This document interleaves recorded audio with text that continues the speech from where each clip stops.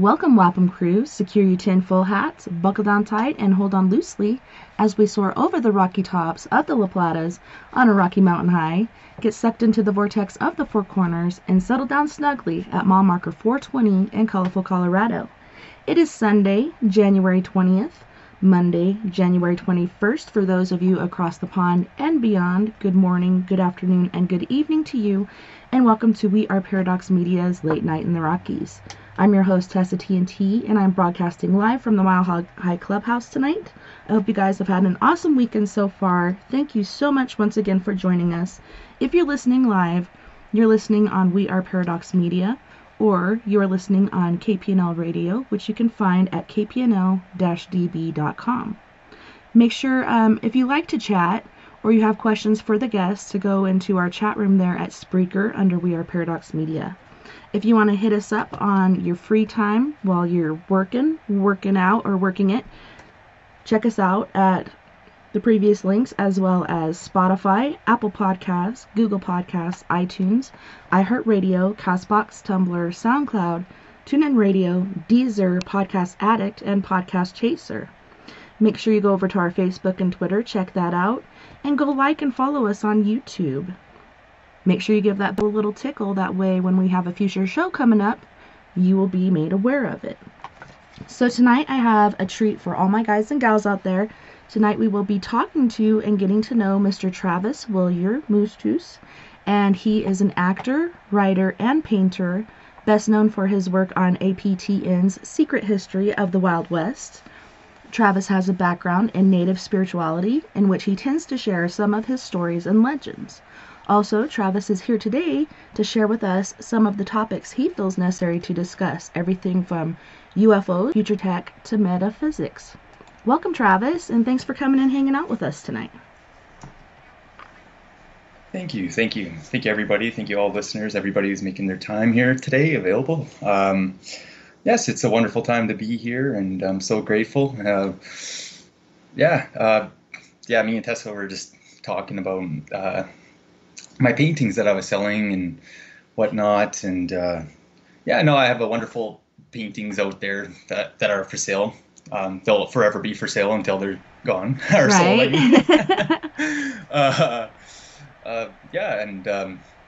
Secret History of the Wild West is available on APTNs for streaming, and it's been fun. It's been a fun last little while. I can't really talk about too much of the projects that I've been doing, say in the media wise, but I could say that the work was very cold, but we pushed through and we got a lot of filming done. So there's that, there's that to look forward to. Yes. And, I'm just here today to share some of my stories. Like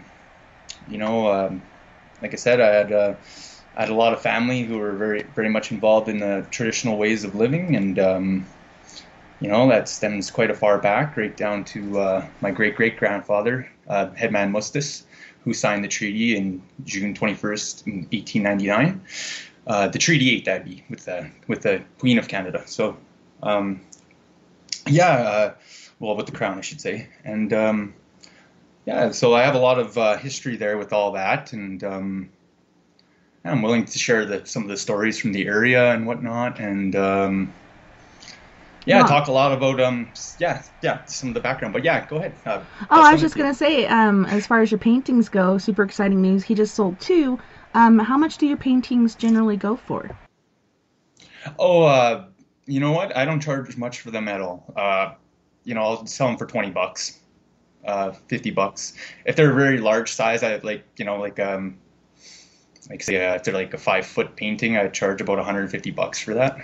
So they're not that much, but I just tend to enjoy painting. So the more I sell, the more I paint, right? So. I've actually picked it up recently. I started a group called Bayfield Rocks a long time ago, and it just never came together. A friend of mine was going to do it because she's quite the rock hound, and I don't know, just the last couple weeks, I would say the last few weeks, I've been painting rocks, and I'm not big on meditation and stuff, but I don't know, I feel like when I'm painting these rocks, it brings a lot of peace and joy to me, and that's kind of been my form of meditation in these crazy days.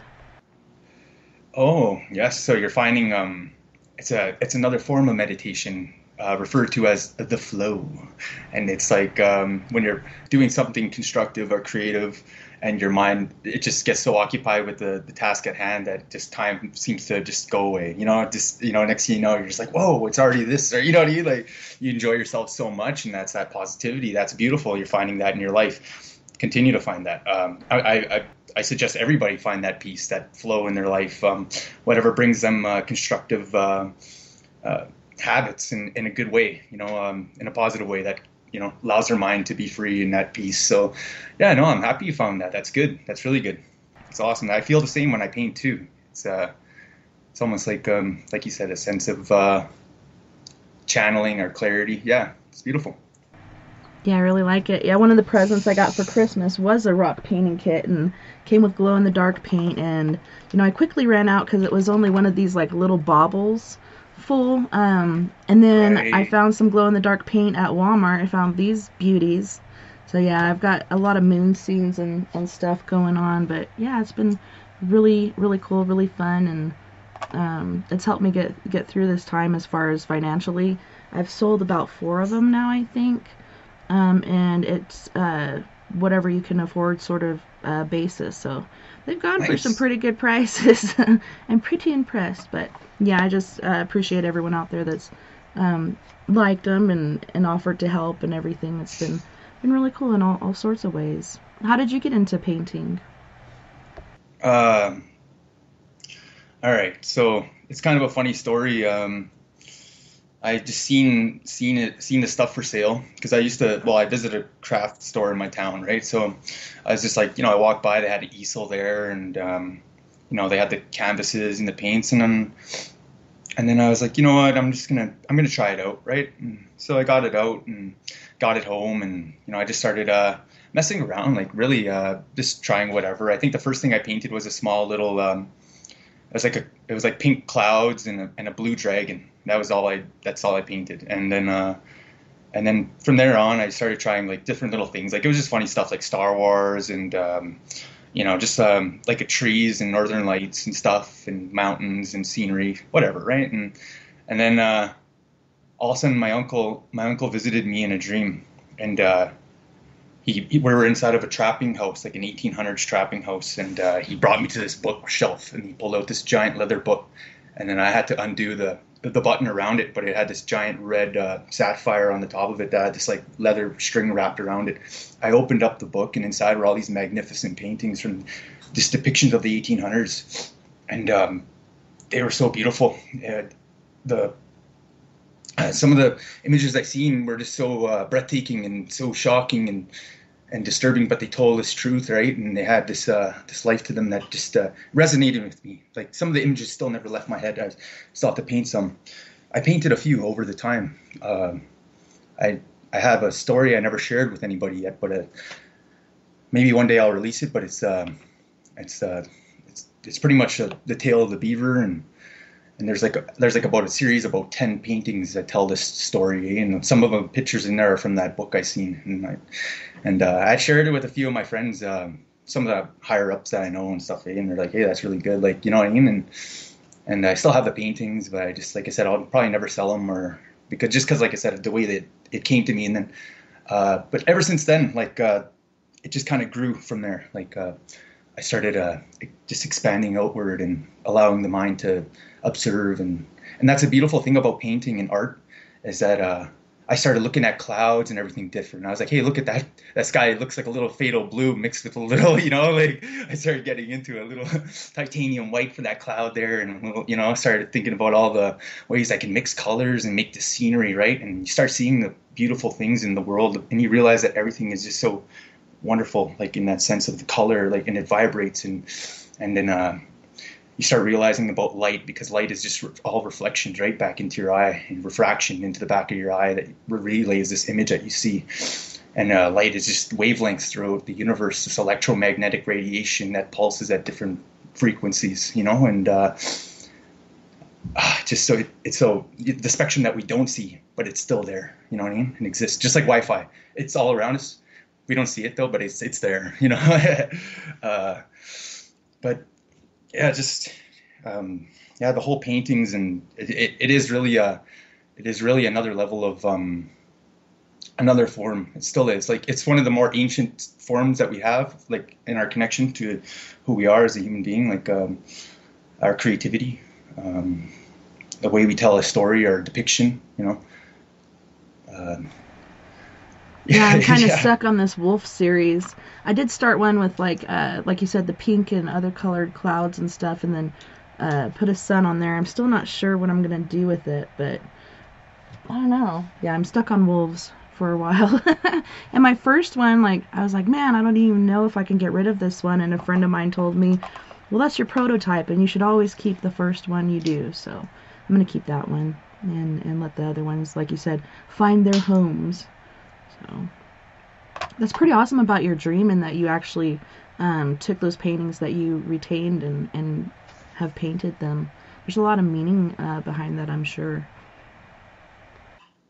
I do believe in lucid dreaming and being able to control dreams. Just it's very rare. Like it's achieved during I should say, like, when I have enough time to sleep. My mind goes so much that I rarely sleep anymore. I might sleep maybe like 2 3 hours a night, but I've been up for the past I don't know, it feels like a year or so. But like, it's just because I'm so busy and I have so many ideas and creatively. I just go. Maybe some nights I'll paint, like I'll paint a painting of portrait. I'll do like four faces in one night, like, or four faces in a day and a night. You know what I mean? And but yeah, no, it really is a beautiful thing. To see in dreams and to feel in dreams are, like, you can remember a dream, and that's cool. Like, I have that too, where you don't control it, but you just remember it, and it's like, hey, that was, like, or you remember the freaky thing or whatever, right? And there's that. But when you do control in dreams, it's another level. And it's just I don't know. You kind of wake up the next day and you're kind of like, wow, this life has really good graphics too. You know what I mean? Like, just kind of realize that that there's like if that exists in that dream state, you know what I mean? And there's really nothing to fear. You know what I mean? In a sense, it just like yeah. And I do believe that, spirits, entities, beings, us as individuals, everyone that has that gift of life has that ability to connect in dreams, and on that mainframe, like um, it is a thing that could be achieved. Some people achieve it through, like I said, the meditation and stuff like that, right? Uh, some people do, like I said, they just like I said, they channel things in different ways. Like I said, the painting and whatnot. Uh, but yeah, no, like, I can't say there's like any formula to it. Like, I guess belief. I guess believing that you can. But yeah, no, it is really cool because it can happen, and people do that. Yeah, I actually learned at an early age to try to control things because I had a lot of night terrors and such as a kid. And I remember my first ones being repetitive. One Yeah, of them, yeah, there was a man that was coming after me, and every time I tried to run, I'd fall. So I had to get over that and finally learned how to not only run, but run and jump and kind of fly for a distance. And I could even hide underwater because yes, eventually I could breathe underwater. And it's yes, so interesting, and it's so empowering when you do reach that or attain that in your dreams. Um, and like you were saying, I think the spirit world does come in there because this is another yeah, plane um, that we are able to use. But I've had loved ones that have passed come to me and be able to communicate with me through dreams, and that, I tell friends all the time, or ask them, like, have you had a dream with them in it? If you do, like, pay extra close attention to it because there's something going on there. But it's really an interesting realm, and I'm afraid to astral, but I think the way you live or use your body in your dream world is probably the same that astraling would be. yeah. I accidentally astraled a couple times. Once I was just like um, frozen, I couldn't move. The other I was trying to move my body around, but I was trying to do it as I did physically because I thought I'd fallen off the couch. I actually thought Yeah. when I looked back and saw my body there on the couch that I died. So I got really freaked out and I was trying to get back to my body as quick as possible. And then I came to and I was like, wow, that was just like the craziest thing ever. It's Um, a freaky thing when you realize you don't have to breathe and stuff. Like, but that whole that what you said there really connected with me there when you said it almost feels like a jolt when you catch yourself like you're about to fall. Like, and then yeah, that whole aspect. Like, yeah, you could throw yourself out if you just allow yourself to in that moment just to go. You could actually just jump out like that. But yeah, the whole thing with the dreamscape and the realities and seeing loved ones and all that. It's like I said, the whole form of energy and just that connection. Of them being able so close to you and being able to connect and that's all a part of it, right? Like, and it's a very beautiful thing. And I wouldn't say, yeah, you're right. Pay close attention to that because it's definitely needed, or something's there that's needed, and the messages are there. Even like forms like you said, the repetitive dreams, little messages within those too as well. And yeah, it usually is some sort of unrelenting force. For me, it was I was on a raft in the middle of an ocean, and there was this huge, giant, like it was like a abyssal monster, just like rocking waves in this ocean, trying to kill me, and and I was always so much farther away from the shoreline or something than everybody else. But yeah, no, that abyssal horror was kind of the one of the key things to my realizing that I was like, it kind of worked for me because it scared me into realizing that I can kind of control my dreams. Like you said, like you started to learn how to jump and fly and see underwater, and the water's just clear, and you can see literally everything, like the barnacles and everything, like all the seaweed and all the fishes, and it's just yeah, it's wild. Uh, it's the yeah, breathing the form. underwater that I was like, heck yeah, new level attained. Now I can breathe underwater. There you go. Oh, it's beautiful. Oh, that's wonderful. Yeah, there's a lot of messages in our need of spirituality. They always say that the visions, right? The visions bring you messages, and some can talk. There are some ceremonies that medicine men used to do that would be able to allow them to see like across the sea and see other like people, like civilizations and other spiritual meetings and all sorts of like things like that. They were able to see like the future. They're able to see the past. They're able to talk to their ancestors, like and like saying like the spirits of certain elements, and it's a very beautiful thing. Like yeah, no, that's a good one to talk about there. The dreams and the visions and whatnot. But yeah, no, that's where you see a lot of those a lot of the star being stuff come through and stuff like that, and Yeah, that a was lot of the my stories. next question as far as um, your background, as far as your tribe goes. Are there legends of star people? I know the natives around here, especially Yep. the Navajo, aka the Dene, um, they've talked about it and they actually make Kachina dolls and stuff. And I don't know, I always would stare at them as a kid and try to figure out what the heck they were. But then now I don't know, the last few years I've realized like these actually look like aliens or something from another place. Look at their helmet and look at all these different things they're wearing to protect themselves.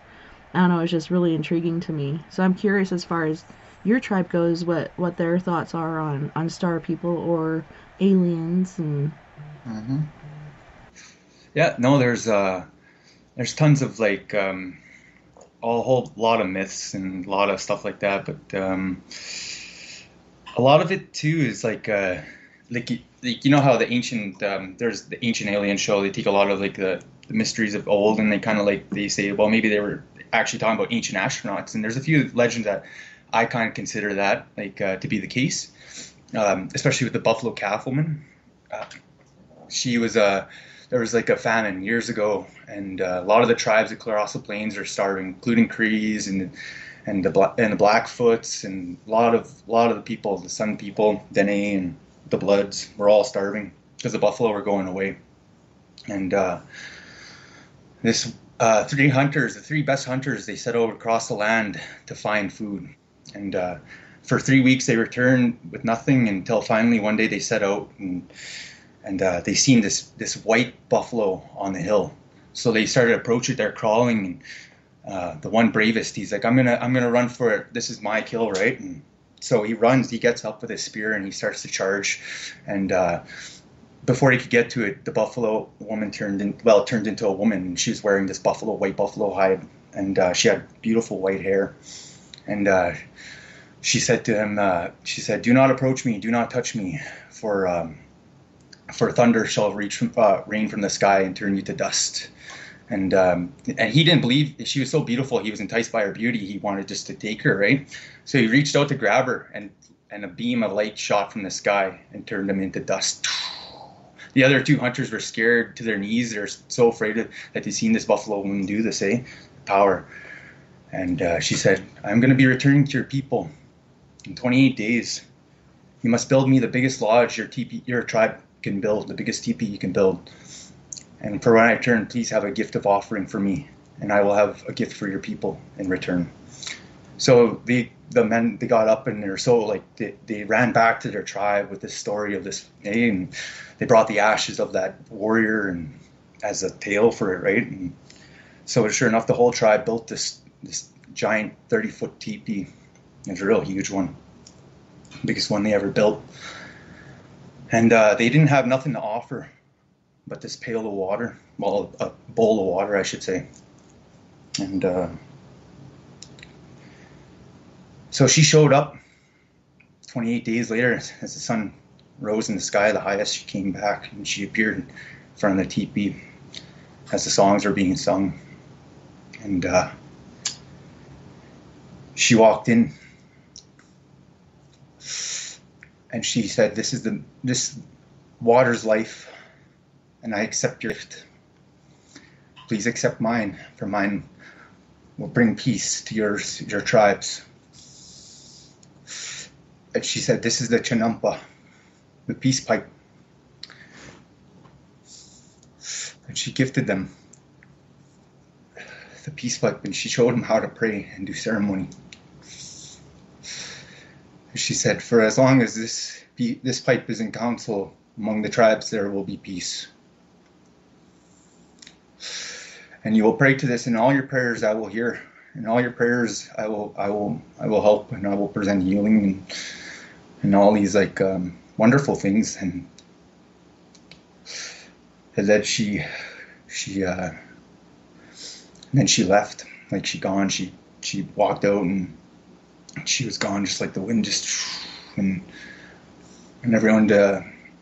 And still to this day, like they still have that pipe out there somewhere with the original buffalo horn somewhere. That's original buffalo pipe horn. And it's today. It's still one of the original. That's the original story of the peace pipe. That's awesome, and they still have the original one, so it must be true.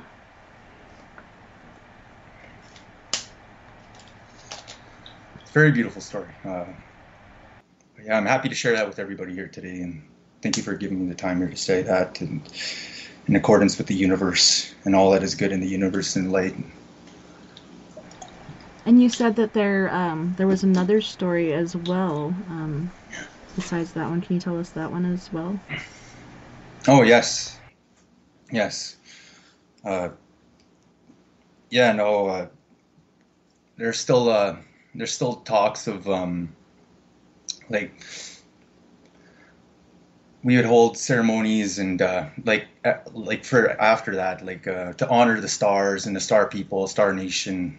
We'd say that like the stars that shine in the universe, like the up there in the sky, the moon and the sun and the stars, they shine brightly. Like Creator gave us the sun to shine where there is darkness, to bring light to us, and then at night He brought the stars, saying we shine shine above us and in the lakes, and they live here on Earth, and and then we'd have ceremonies for the Star people, the Star Nation, and leave like gifts for them. And sometimes they'd say the Northern Lights would come down and grab the gifts, like the stuff, and they just go like the food and whatnot, certain bundles, things like that, like gifts of traditional gifts, right? And these things, like the lights would come down and take them in the night, and so like there's that form of star beings, like, and that's our essence, like as a form of light being, like as we are, as genuine as we are human, uh, in accordance with this universe, right? And yeah, that's who we are. It's energy. It can never be destroyed. It can never be, it can never be created. It just forever exists. It always exists. It's always been. Yeah. Yeah. So there's that form of energy too. And also to another story to tell is how men often in a sweat lodge, sometimes people will be sitting there and a form of light will just show up, and it almost is an ethereal, like another being, but it'll be like a being from another, existence or dimension, but it's a positive being, a being that's there for healing. You can see them in lights, and they're there. These are forms of star beings, and sometimes they don't even look there. They'll look actually like a gray, but they'll be like pink, or they'll have like a different color, but they'll and they'll sit there in ceremonies, or they'll be there in spirit, because we'll call upon them to come into the sweat lodge through their energy, and they'll transport in, and they'll be there sitting next to us. And sometimes the person that's being healed won't see them, but it'll be the people around them that will see that being there. But like, there's this glowing pink thing that's there, and but you'll feel it too. Like, say if you're the being healed, you'll feel it come and heal you, or you'll hear these animal spirits that come in sometimes, and they'll be there, like an eagle will just come fly around you, or you'll just feel the wings, or you could literally like feel a buffalo come like running up and then breathe on you and stuff like that. Like all these like really beautiful healing things that come up and heal your energy, right? Because like what a sweat lodge is essentially is it's like you're being brought back to a womb, in a sense, creator's womb, where you were first born. Like, you're brought into this world, and there you find your peace with God. Well, with God, the universe, creation, the light, and it's like that's why you could get healed there, because you're going back to your originality, your who you are, like where you first were created and developed. You know what I mean? Like this is a very human essential thing. Like yeah, no, it's a very beautiful thing, and it should be respected in that sense. Like, it's anyway, but yeah, I could go on. Definitely, we have 2.5 more hours, but yeah, my mentor, Kat, she had taught me a lot about stones and other things like that. I'd always known of the paranormal, been dealing with it all my life, but there's certain aspects of that world that I didn't even realize until she started teaching me. But she had gotten cancer, and we were talking about different things that she could do for healing and such, and she's talking about she just really wished that she could find a green orb or whatever. Like, when I've seen aliens, mostly their craft or whatever it is in an orb form. But she's talking about a green one. The other ones have different properties, but the green one supposedly has healing properties. I'd never heard that before. It was very, very interesting to me that she had said that. I'd never heard any such thing. Yeah, it's a fascinating thing to, as I was saying, a lot of colors, like they have different frequencies. They vibrate at different frequencies. So a lot of different colors are associated with different healing properties. Yeah, just like how should I say this? Yeah, like there's different colors for like the medicine wheel, for example. There's different colors. Yellow for the east, the rising of the sun, and then south. The south direction is blue for water, the ocean, and then or sorry, red for the fire, the ground, the dirt, and then blue is the ocean, is west for the ice and the wind, the ocean, and then the top is light for the universe, the stars, and the energy that makes up us, like our heartbeat, our essence, and then they say that what connects it is a circle of green for the earth, and that's why I say that that's an earth energy, like that color, that aura, that energy, that healing. It's definitely, I 100% on that. But yeah, they all have their beautiful ways. Yeah, see the people, the Neo in the Neo Wak, the people of the four directions. That's my people. Cree is a French term that was given to us, and I still don't know what it means to this day, and I still haven't got a word back on that yet. But I do. I do know that our name, the four directions, it almost represents, it almost goes in coordinates with the four cardinal directions, right? In that sense, and but what we look at it is a way of living our life in balance with all directions, with all the universe, right? If we live in balance, then we can move in any direction or every direction. You know what I mean? With happiness and harmony. And so with having our physicality, our mental, our emotional, and our spiritual, we try to align all those the best we can so that we can live our what we call the good life, you know, in accordance with the universe. So that's really what that's all about when we say that, the four directions. And you know,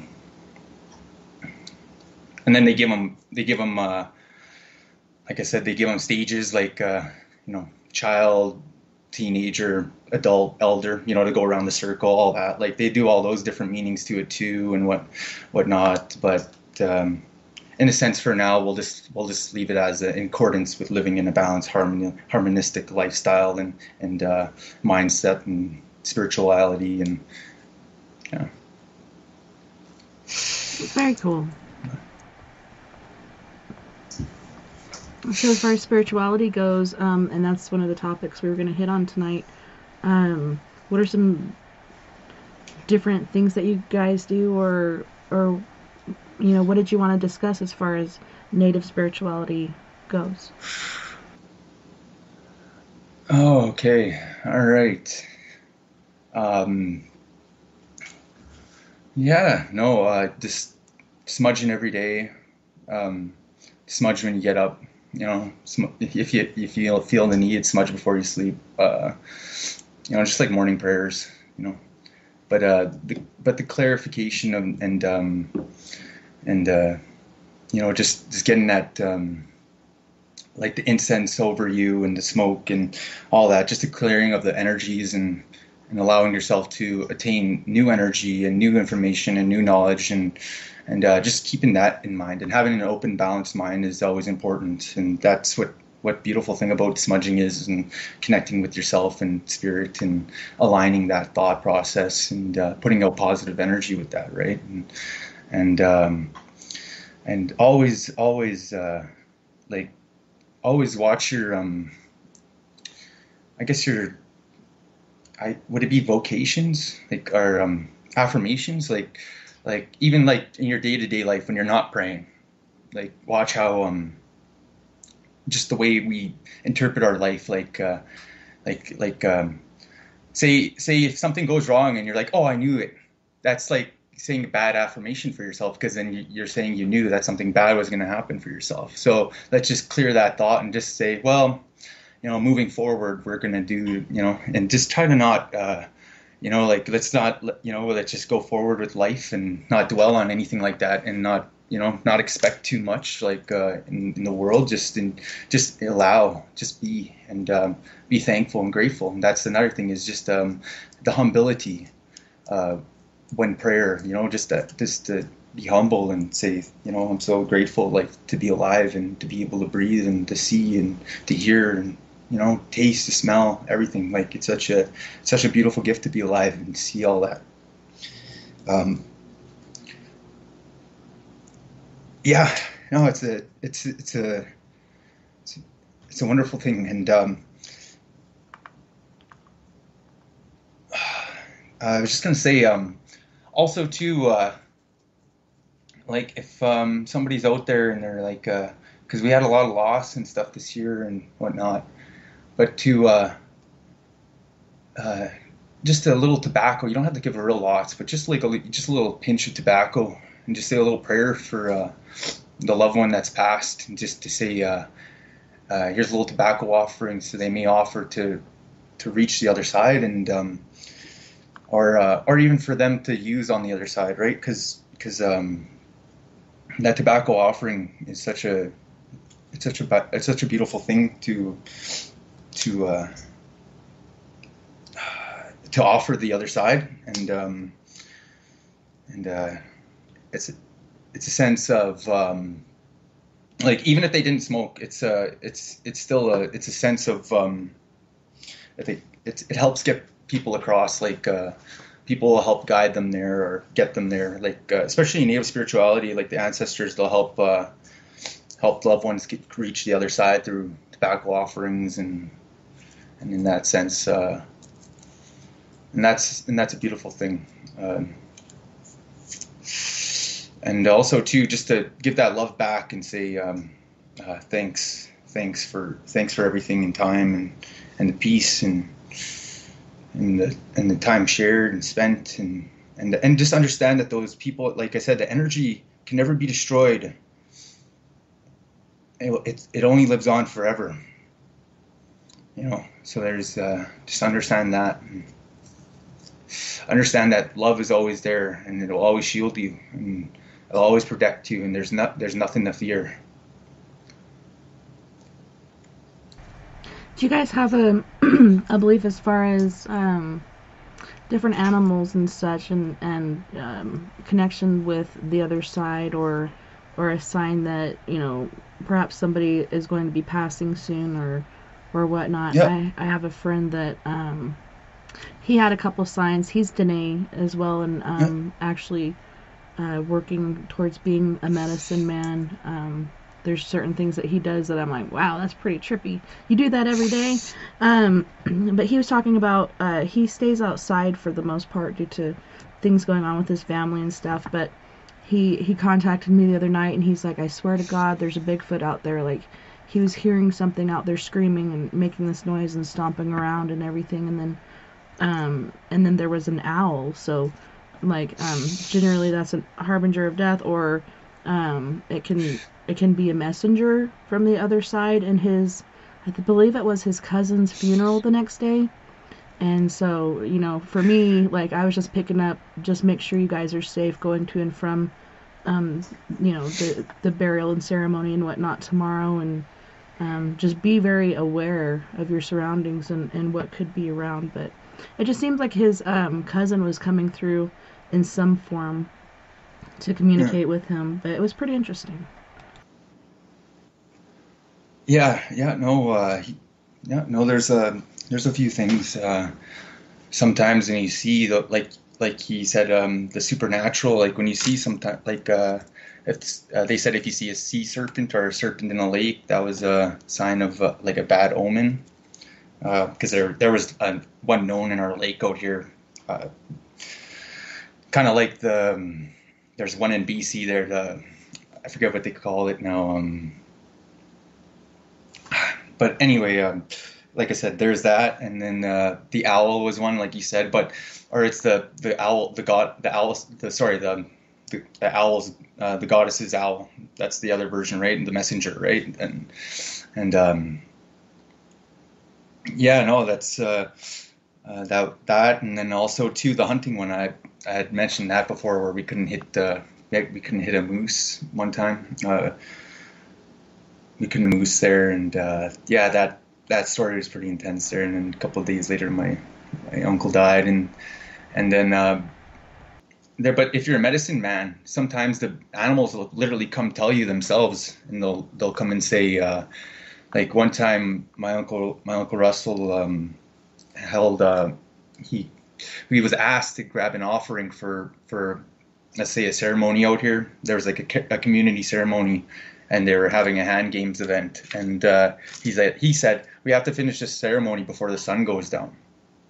We have to do this. And nobody wanted to do it. They didn't listen to him, and they continued, and they only did it later. They ended it at night, real or late, way later in the night. And when he went home, there was an owl waiting for him on his back porch, and he's like, "Oh, I'm sorry." He started, "Please forgive me. That wasn't my call. That wasn't my ceremony." And he had to explain to the owl spirit that he was asked only to grab that offering, and he had to pray for those people, and so nothing bad would happen, because the owl wanted his life or someone's life in return. He didn't want that meat after. He's like, "No, I want someone's life."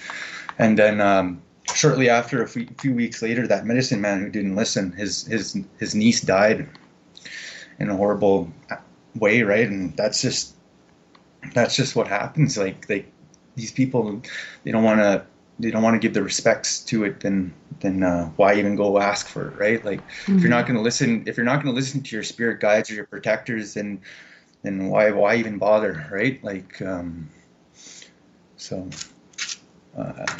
That's another big thing is you really got to believe and pray and follow through with it, and and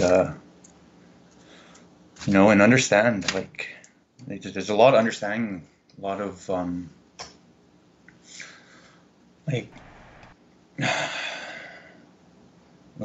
see, it's not negative or anything. It's just the way that people are using it in a negative way. Like they're not given respect, so respect has to be taken, right? Like so like it's not I'm not trying to say that it's evil or whatever. It's not evil. And that's all I'm getting at is just it's just like how when people say, "Oh, we kill in the name of God," and it's like, well, what God are you killing in the name of? You know what I mean? Like that's, you always hear that. Well, there's a lot of things, a lot of people killed in the name of God through history. You know what I mean? You're like, well, what do you mean? Like, you know what I mean? Well, I thought God was good and loving and wouldn't want you to kill. You know, right. I thought there shall not kill is like the 8th commandment, isn't it? Like, so I don't know. But so that's it. So, I know, that's so funny to me too. I've thought about that. Perspective. Yeah, I've thought about that in the past too. Like, why are you doing this in the name of God? Or you said you did this in the name of God. That makes no sense to me, really. I mean, like you said, that's one of the commandments, thou shalt not kill, and here you are killing, and I don't know, humans, man. I'm kidding.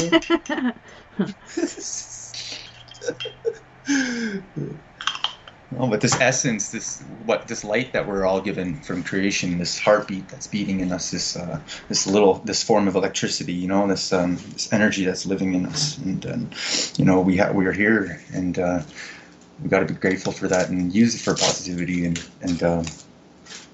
to create a better world around us, right? And just generate that positivity, the thoughts and your mind. It really is. It really all starts from there. The thoughts, and I know right now, like it, you're like, yeah, but I'm in this existence and whatever. But it's like, but you doing that and summing it up to that is like saying a bad omen again on yourself. You know what I mean? You got to just stop that and just kind of just start looking at things from a new perspective and just start being grateful.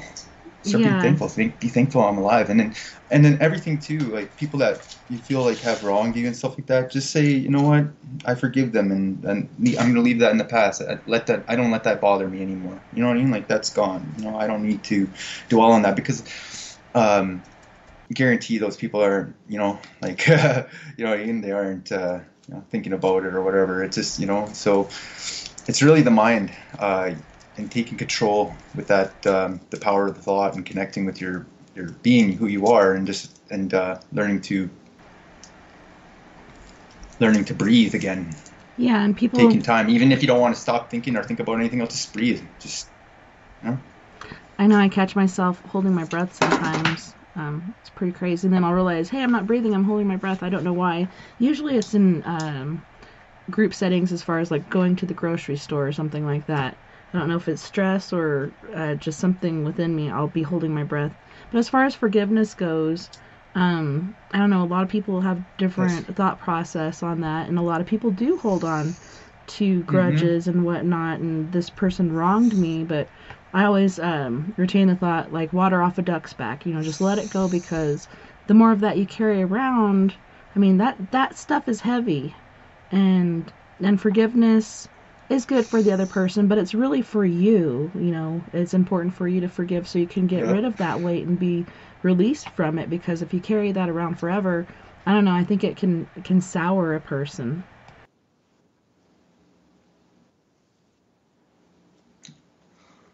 Oh, 100%. That's yeah, no, it really could, and it's really no way to live too. And uh, yeah, just being upset with people, and it's well, like I said, you don't have to be like total like, hey, what's up, or cool, just say, just forgive yourself. Like you said, it's more or less for yourself, to just allow yourself to move on and to build on what's new for you and gravitate towards that positiveness that works for you.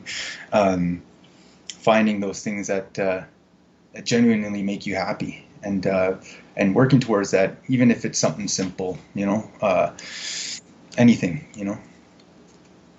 just enjoying those positive things in life, reading books, writing, drawing, what's funny is uh, I wrote out my true feelings, all my stuff, like one time, and I just kind of laughed, and I was like, you know what, this is dumb. I just kind of laughed at myself. Like like I was like, I'm worrying about this, and this is nothing to me. Like I'm happy here. Like I'm sitting here, I'm alive, and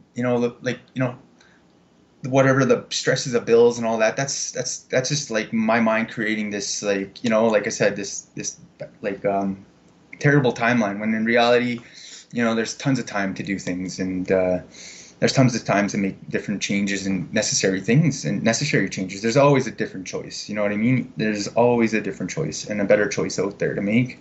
Um, uh, and and the universe is here to provide, and that's the best part about it. Is we can never truly, go down, like, unless you do something really, terrible, like, like a few of the, there's people in the past in history that, that done terrible things. We don't, we're here to bring the good now, what I mean? Engineer the positive future for our lives, and we got to do that. We got to be here for our world, and we got to be here for ourselves, and sometimes we got to be the hero of our own story to really achieve what we needed, to reach our goals and reach our true happiness, our peace, because it might not be in somebody else. Our peace might be in what we do, and how we do it, and just bringing the happiness to the world, So I encourage everybody to find that peace. Yeah, and I don't know, as far as spirituality goes, it seems like there's different stages and different ways that things work out, and it seems like today, like you were saying earlier about the ceremony and everything being done before the sun sets and everything else, like people weren't taking that seriously, because I feel like spirituality has kind of been lost to the younger generation. But at the same time, there's another um, generation as well that is picking up on all this stuff that we didn't even realize as kids, that we're able to use in our lives. And I think it's very important in this day and age, because we do have a lot of loss and a lot of crazy chaos going on and whatnot. But we just got to kind of be there for each other and raise each other up. But yeah, kids, it's just like there's different things that are important to them, like technology and social media, etc. Religion, spirituality, whatnot, just seems to be a thing of the past. But I don't know. Hopefully, eventually, they'll see that it is very important, and very relevant in our lives, like in order for us to get through this crazy place we call Earth. Oh yes, no, technology is great. Technology is great, but it's such a disconnect from what's truly around us. Uh, it was funny. A, med- uh, a medicine man opened up a sweat lodge one time, and he said, "Look out there. You see that? That is true love. That out there that's Mother Earth. She'll always love you and care for you and protect you and provide for you with your respect, what I mean, and love, and in coordinates with the universe, and that's a beautiful teaching, and it's something to be grateful for every day, and uh, yeah, no, spirituality, that's the beautiful thing, is finding that beauty and finding that connection. for yourself. And it's everybody's own journey. When it comes to medicine men, everybody's taught something different. Like creation puts us all on the wheel in a different position, and on the medicine wheel, for example, many medicine men are given different gifts. Some medicine men can shapeshift. Some medicine men can prolong life. Some medicine men can cure, skin diseases. Some medicine men can cure, internal diseases and all these different little ailments and very unique ways and different various methods. Like, and it's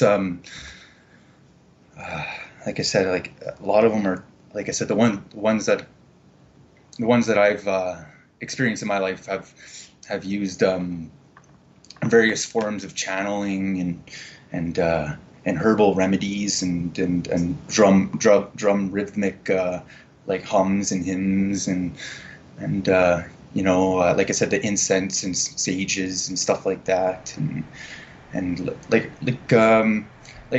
talking like traditional like incenses like from the land and stuff, like you'd have to search for to find in certain times of the seasons and whatnot. And some of these things only grow like at the tops of mountains or in in the bottoms of swamps, like where people would never ever expect to find some of these things. You know what I mean?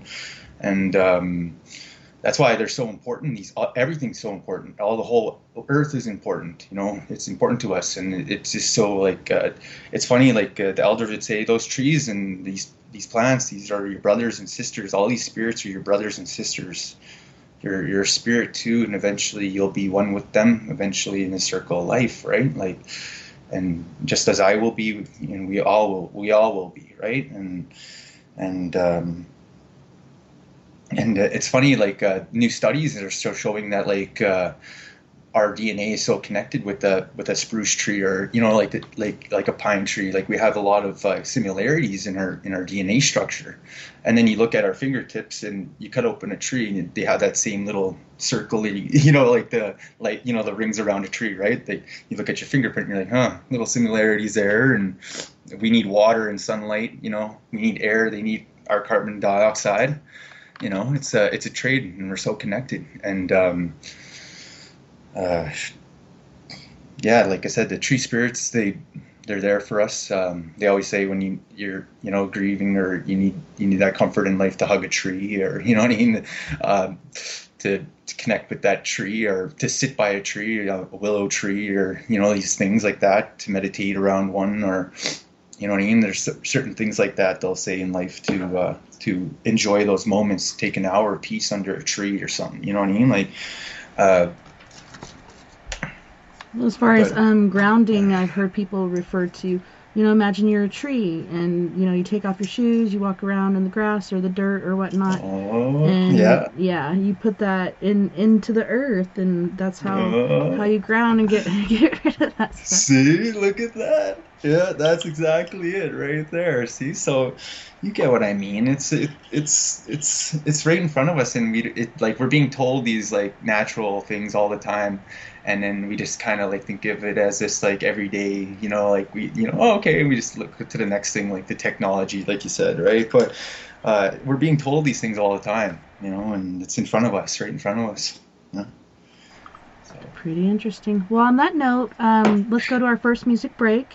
This break, just in case somebody does not like the music, it's about 16 minutes long, so be sure, if you guys do turn it down or whatnot, set your alarm for 16 minutes. But on this break, we have Miss Mia Savage and her she calls her group, or basically her band, which is herself, kind of like Trent Reznor, but it's Antidote for Savages, and she's going to be singing Your Skeleton. We also have Fireline Kiss, who is an on-the-road truck driver, travels around with his 2 little doggies, and makes music on his own as well. Then he's going to be singing Your Eyes. And then we have Cockroach from the UK with ICU. You guys don't go anywhere. We'll be right back after this music break.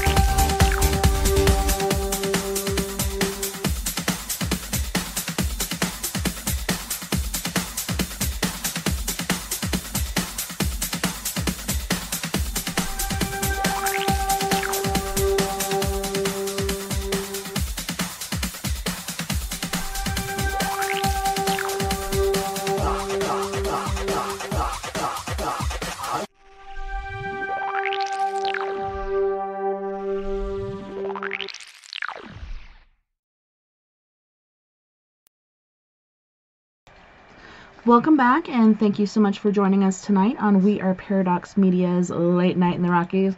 We were getting all tranced out there on break. Had some really good music going on there. That was Miss Mia Savage, Antidote for Savages, Cockroach, as well as Fireline Kiss. Welcome back, Travis, and thanks so much for hanging out with us tonight. Oh, my pleasure. It's been wonderful. I'm happy to be back. Wonderful show, by the way. Oh, thank you. I yeah, I tend to listen in, and yeah. So yeah, we're talking about grounding and whatnot, and I figure we touched like we did a good enough job on going over all that. I figure I would talk about the UFO update I have. They are still around, and they do connect with the higher vibration. So meditation and deep breathing and centering of oneself, the clearing of one's energy. You know what I mean? And but yeah, like I said, out here in Canada, it's a lot more easier to see them at night. You know what I mean? And the other, what was it, a couple of days ago, I seen two flying over, one following another. Like, so I was like, oh, that's they're just being obvious at this point. You know what I mean. If you haven't seen them yet, then I don't know where you're looking to, I raise that know. vibration. You know what I mean? This last summer we actually had a few sightings, and they just reminded me of these big white UFOs. I saw it a couple times at my friend Mia's house, who was the first singer for this break. And then I was at home with the kids, and of course they're saying lockdown, you got to stay in the house. But we live like basically we're considered out of town, so you can see a lot out there. And my daughter's like, "Look, Mom, it's a UFO!" And like you said, it was not just one, but two. I'll have to send you that later. But it seems like there's more these days. It's like they're coming out and they don't care anymore. Like they don't even try to hide themselves. But then I really knew it was a UFO when this fighter jet came flying past it, and then it blinked out, and then it came back a little bit later. But I mean, that was just pretty intense. Wow. Yeah. No, that's definitely cool. Like, how did it make you feel when you were seeing it? Oh, I just thought it was awesome. I wasn't afraid or anything. Most of my sightings have been here at the house. I only had two sightings, no, three, four sightings away from the house. The rest of them have been here.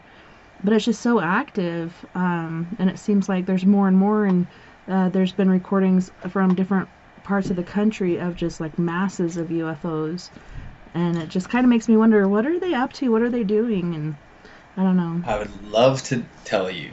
All Okay. right.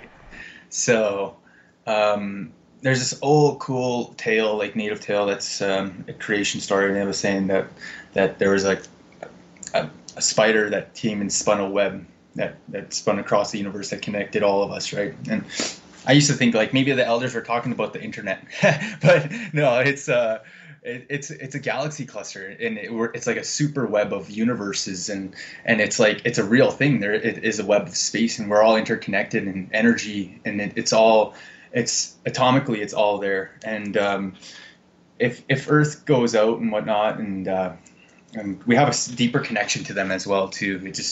If Earth goes out, they're concerned about that. You know what I mean? Because it will affect them on their spiritual scale too. You know what I mean? Because they're deeply connected with the light, right, of the universe, and they really want us to grow towards that. So that's one of the reasons they want to come back to Earth. They want to help clear it up and clean it up, and help the people here. Give them well. And how are they going to help it? They're not just going to come down and start beaming things around. Actually, they're going to help elevate people's mindsets. So we're going to get some super geniuses here that are going to really like bring up forward some renewable energy sources and real like life-saving technologies. Um, and these guys are like, and like I said, it's all coming through. Like I said, it's spiritual awakenings and spiritual connection through the universe. And but yeah, no, that's what's happening here. Is a lot of people, like I'm saying, a lot of people are starting to see them now, and like on Earth, and it's becoming more apparent. And I don't know if anybody knows this, but the DC, Washington DC, there, the Pentagon, they made their own I'm pretty sure they made their own military UFO defense thing. So like they're trying to market it off as like an attack, right? So they can try to control, because they just want to keep controlling things, right? And in their evil way, right? But realistically, there's a galactic council, and eventually it's going to, reveal itself in time here. Something really good might come here soon, but yeah, no, it's awesome. I like I said, I've been seeing a lot of the stars flying in the sky and whatnot, and it's been good. The feeling's been good. Like you said, I wasn't afraid or anything. And half the times when people say they've been picked up or abducted, they've been brought back. That's how we know. Right. Yeah. And and a lot of them are saying like they were there, they felt peace once they came in the vicinity with these beings. You know what I mean? Like they felt connection, a deeper connection, because that's what we are. We're connected. We're all throughout this universe in that level, right? And the interweb is not the internet. What was I going to say though? So yeah, there was like another story about like how years ago, how the people got the first drum was there was a light that came down from the sky, and it sat there above this great fire in the middle of the tribe. And he said, I need the bravest warrior who's willing to give his life onto me, right? And Travis is like, that's me. There we go. Beam me up, Scotty. So two walked forward, and he's like, oh, this is beautiful. Like this is thank you for your offer, and pretty much you'll do an honor to the tribe and bring great strength to the tribe forever, and by doing this. And so the light picked them up, and then in their wake left the powwow drum and the stick to play the sticks to play it. So those two men became the powwow drum and the sticks. And Great Spirit said, I give to people the drums and stick these warriors became, so they may be played and bring strength to our people forever, for the years to come till the very end, or kind of like for the end of time, for the rest of the time kind of deal, right? And that's why we still have the drums, and why we still play them. I know, I have one right here. Mm-hmm. So there you go. It's made of a log and some deer hide. It's very nice. Oh, beautiful. I have one too. My uncle helped me build out of white-tailed deer. Oh, that's awesome. We did it the traditional way. We skinned them and then used the brains and stuff like that to, tan the hides and everything and dry them out. And yeah, no, we're like, I did all that stuff. So grateful for all that. So they left the first drum. That's very interesting. Yeah, they became the drum. Like they left it in their wake, right? They left. I'm sure they got lifted up and became star, people as well, right? But it's just like that, the trade-off kind of deal, and gave them culture, and yeah, it's beautiful. It's like it's a very beautiful story, and it's still told to this day. Still told. Oh, I guess I'm telling you right now. Right. Not only me, but like it's heard also out there. So what are they saying today? Like, have the hierarchies or, the chief or anyone that's up there, have they said anything about the more recent sightings or things to come? Yeah, they said you'll find, well, to me, they said the answers are within you, because the universe is a reflection of what's inside eventually, ultimately, right? And I was like, okay. So he's like, so don't try to look for it out there in these it'll find you. No, more or less look inside yourself, and and look for that truth, right? And I believe that, and it's funny because I started doing that. I just started listening to myself and believing that, and more things started coming through my interpretations in my writings.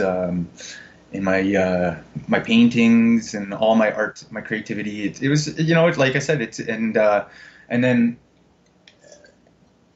then like I said, I started like seeing like like I said, the UFOs in the skies, and I started actually having some recordings of them. I started recording them, and I got a couple cool ones, like of a tetrahedron, in flying, And which a couple is, of that's like the three-sided, it kind of looks like a pyramid a or diamond, a diamond. Oh wow. yeah.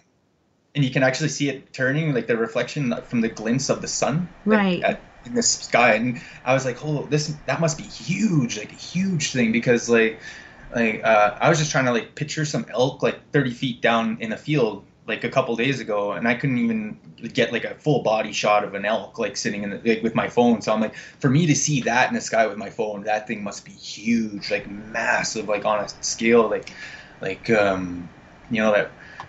if we were to walk up to it, it'd be like like a huge like a big building, or what I mean, like just like it just just be massive. But Like a yeah, it's giant spectacular. skyscraper or something.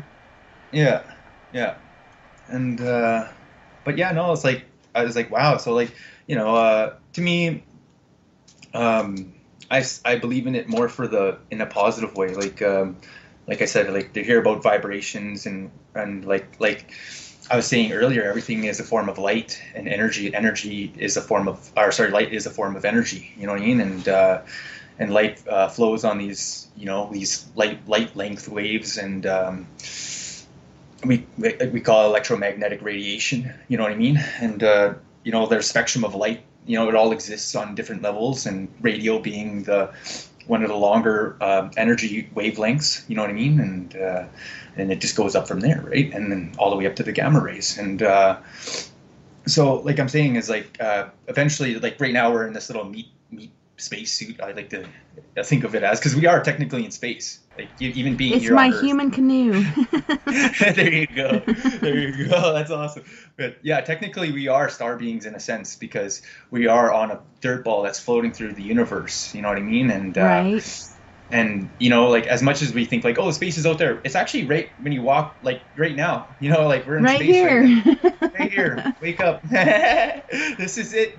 Like we are in the space, and we are connected with it, and that's we are star beings too, and so that's what I'm saying, and just finding that light.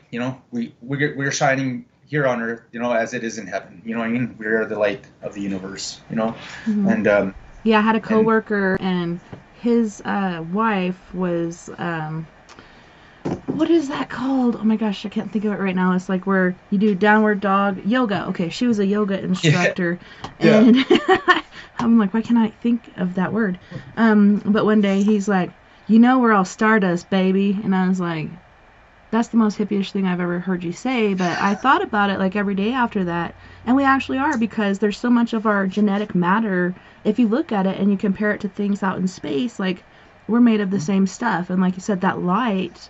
And we had a friend, BTO, used to be a really close friend of ours here on the show, same age as me, passed away a few years back, but man, I can just see him out there in the galaxy. He did come and visit us a few times, but I just see him doing that astral hop, and he's just checking out the universe. He'll be back soon to play around or prank us or whatnot, because there's been a few of us see him actually in person. It's been pretty intriguing. But yeah, we just have that light within us of the universe. We yeah, are all one, really, with the whole thing, and pretty certain we're related to aliens too. And I think for the most part they do have good intentions, because like shooting down these nuclear weapons and closing down nuclear plants and doing all these other things, like they're trying to, like you said earlier, protect us, protect the Earth. And I don't know if you noticed, like the Ring of Fire, how it's been activating, and how these different volcanoes are going off. One just recently hadn't erupted in 6,000 years, and it just reawakened. But we're going through this global warming phase, and this is actually causing some sort of ice age. Man, our generation, we've seen so much compared to other generations before us. I mean, there's just so much stuff happening. It's pretty intriguing. So maybe like this is something that they're doing, because they have been seen around volcanoes and hiding in the ash cloud or whatnot, and they kind of poke out and then go back in like, oops, kind of poked out there a little bit, somebody saw me. But do you think they're activating these things and they're trying to help us to cool down the earth because we are fucking it up pretty good, you know what I mean? Being humans and consumers, basically, we're destroying this thing that gives us life. Yeah, it's funny you say that you brought up that they're around nuclear sites, but I've actually seen a few videos where they're actually flying around some of the erupting volcanoes and flying through them, and people are catching them. And I'm like, whoa. So, yeah, there's definitely something there. They're trying to help and save the earth and revert a global catastrophe, I think, event. They really want to help us and save us. Yeah, there's a lot going on in terms of a lot of like the chaoticness of the earth and all that, but like there is, like I said, there is a meaning to all this. Like, in order for us to see this, like, there has to be darkness in order for us to bring the light, right? Like, we had to see this all play out so we can make the change, proper change, the necessary change, and it's going to happen. Like, we are all compassionate human beings, and at the very core, you know what I mean, and very caring, and eventually we will get to that stage. I have a very beautiful belief that consciousness is still growing. You know what I mean? Consciousness is still in its very earliest form, and technology just kind of slowed that process down a little bit from the figuring out the true emotional state of our essence of who we are, and accepting and evolving as a human race together. But yeah, so like I said, we have to see all this so that it can be made, so the changes can be made, you know what I mean? And like I said, it takes time. The process of usually these things will play out, but I'm guessing in next little while here anyway. Like you said, we've been seeing it all pretty quick, pretty fast. The global events, especially when it comes to environmental damage and whatnot. I've been preaching the whole respect the environment and stuff. But there was this old tale. There's an old Ojibwe tale, Machuo or some. He was a hunter. He was a great hunter. He was like one of the first hunters, and he came from the sky, and he attacked he protected the human race when the human race first came up from the underground, and because like the people all lived in this big underground inner earth, and then people, like, there was all different kind of beings back then, buffalo people and all sorts of like reptilian snake people, Ant and all people. sort of like ant people, and there's all these different beings. They all came on the top, but eventually that hunter came from the sky, and he came to protect us because the human race was like starting to get killed off and whatnot, right? So he ended up hunting a lot of the beasts and protecting the lands, and because there was like four evil gods ruling over the lands, so he had to kill them all, and then once he killed them, he replaced them with four good gods. To the north, he placed the god of light, so that all our prayers would are heard, and our ancestor would protect us from that direction. Then he placed another god to the south, you know what I mean, to for our crops to grow good, and then he placed it and for us to to be connected with the earth and grounded. Then he put another god to the west for all of our for, I said, like, the seasons to change, and the water and the rain, and then he put a god to the east for the sun to rise every day to bring light to the darkness, so we'd always see a light, and grew accustomed to that, but he said if the day that his respect was gone, then he would light up the earth wherever he walked. That was about 2 years ago. I'm just kidding. He said wherever he walked, because it was him who walked across the earth and brought the sun with him. That's what they said. But yeah, no, it's pretty wild. It's funny when he started bringing up those volcanoes. It kind of made me think about all that. I was like, oh, that's, yeah. But yeah, maybe it's a good thing I'm here today to talk, to remind everybody, and to to remember to respect, and it all starts with self, and finding that peace and seeing it in your world around you, right? Like there's a big thing about that painting series that I did, the paintings, the universes inside, like that's like I said, the series I did was called Reflecting the Universes Inside, and that's really what it is. Like these are my like I should say like my visions of my, like I said, the universe is within, right? Like when you're in deep states of trance or you're in deep states of meditation, you start seeing these beautiful images. You know what I mean? I just paint them, and like I said, those are like the universes within, and you know, finding that light and finding, like I said, the good in you, and writing everything down. Like that's another thing too. Like that I is don't so just hard for me. You know, I'm like, I have yeah, a journal. There's no entries yeah, in there, but there's so much going on up here. But yeah, I just wish I could just sit there and write it down. But it's so chaotic yeah. these days. It's like I don't have the time, but you actually do.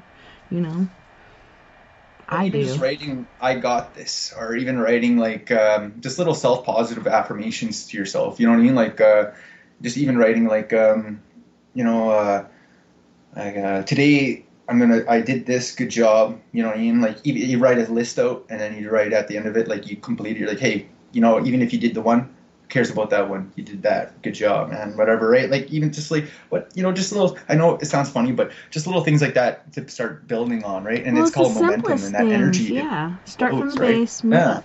yeah, yeah.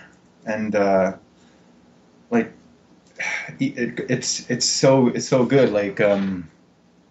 Like for everything, and everybody just needs to chill out and just like take a second to breathe and relax, and like even another good, like yeah, like another good one, just to just um like allow yourself just to draw whatever or paint whatever, and then try to make something out of that, like even if it's just a bunch of scribbles or whatever, like just to see where your mind goes with it freely, you know what I mean? Like that's like, if you don't want to write, just do that, right? Like even Doodle. if that is, yeah, what, you know, like see where your mind goes with it, right? And because sometimes writing isn't always there for everybody, or and then they say workout too.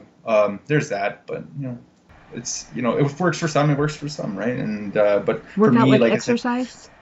but for me, like when I write out my thoughts, like when I'm really deep, like sometimes I'll write really deep things, and like it's just me interpreting some of the emotions around me. Sometimes you know, the environment, the world can get you down, you know what I mean? And or you know, life events, you know, things like that. um but just writing some of those, like, you know, those things down, I you know, and then they say you burn it or throw it away, but like just like you do that, right? Oh Of yeah, kind course. of release Yeah, it. release that, of course, after, right? After you write something like that, but just to but you grow from it, right? You kind of just like, you know, and you realize you're like, you know, you're like, well, you know what, like, you know, it's just you put it in perspective, right? That's all it is, right? And then but then you see where you're at, and then that's the kind of the nice thing, is like you're like, all right, well, you know what, I got this. You see your option, you know what I mean? You start, it's just, it's better to do it in that, and just to write it, and then after that, after you feel it, you know, if it's something negative, real horrible, wherever, burn it, or, you know, just forget about it. Me, Burn I've written it. some terrible things down, and I don't even care, because like in reality, every day is a brand new day to feel good, a New brand new day to be beginning. grateful. Yeah, it really is, because like I said, we're always constantly moving throughout the universe. Even though it looks like the same surroundings and everything, technically in the universe, we're somewhere completely different. You know what I mean? And like with that being said, like no day is the same. Nothing can be the same because of that. You know, every moment. You know what I mean? Like it's always in movement. It's always in motion. Energy is always in motion. It can never be destroyed. It's not created. It just exists. You know, and in a good form. You know, in a good way. And but it just, like I said, it's a matter of people controlling the thought and just really believing in that whole And sense it's of just funny being you said grateful that for everything. because I've been thinking that this whole show, you know, and I learned this from a strokey-legged scallywag that I met through church, and his name was Brother Rankin, and he was the coolest guy ever, like really old trucker dude. But Sweet. the knowledge that he had and the things he had to say, like really stuck with me even still today. Like, this was 20 something years ago, and I still hear him saying this. The mind is a powerful thing, and you need to learn how to control your thoughts. And I remember back then, I'm like, that's impossible, because you know how your mind just runs away. And so I'm like, that's impossible. How can you do that? But I've learned to do that. Like, sometimes you get stuck in this negative rotation or this negative thought process. And it's kind of hard to get out of. It's kind of like being in a sludgy swamp or whatever, and you're trying to muck your way out, like Atreyu in the Never-Ending Story. But yeah, you can control your thoughts, and you have to be aware, because there's so many times that I thought, okay, one example of the mind being a powerful thing and crazy things happening. We went up to this place, Piedra River, and it's this road, and it goes up these cliffs, and there's this really cool, like, waterway and all other things up there, and there's moose, which you never see down here, and other things like that. And I was just thinking, like, this is such a beautiful place. If I were ever to die somewhere, I'd want it to be somewhere like this. Should not have thought that, because I almost did die.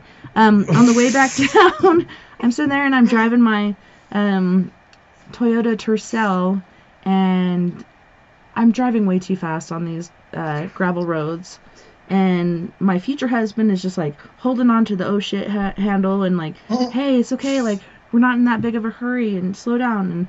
And I just looked at him, and I laughed, and I was like, I'd never do anything to hurt you. And it was crazy. It felt like some sort of outside entity or something grabbed my steering wheel and yanked it. So grabbed my steering wheel and yanked it. I almost went off this 5,000-foot drop off, but I was able to rip it back, and I fishtailed a little bit, and then did good. And then again, it happened again. It yanked me over, but at least this time it was only a 50-footer, and so we did end up going off of it. And I kept my eyes open and my hands on the steering wheel till the point of impact, and then we flipped a couple times. Luckily, we landed in a bunch of pine needles, because it was just like a cushion. And luckily, these pine trees caught us, because there was another 2,500-foot drop-off on the other side of these trees, but this tree caught us. And that's happened to many family members of mine, talking about family curses. But this tree caught us, and we got out, and even that night, I still wasn't sure if I was still alive, because I'm pretty sure I died back there. But we'll see tomorrow. And I was just imagining pulling up to this wreck site and going back down this hill down to where the crash site was, and seeing my dead body in the car. Like, I was like, if I look in the car and I'm not there, I'm good. Because I couldn't believe I lived through that. Like, no way in hell did I live through that. Yeah, no, I feel that. It's wild. That's a wild one there. Oh, wow. So you've rolled with that vehicle.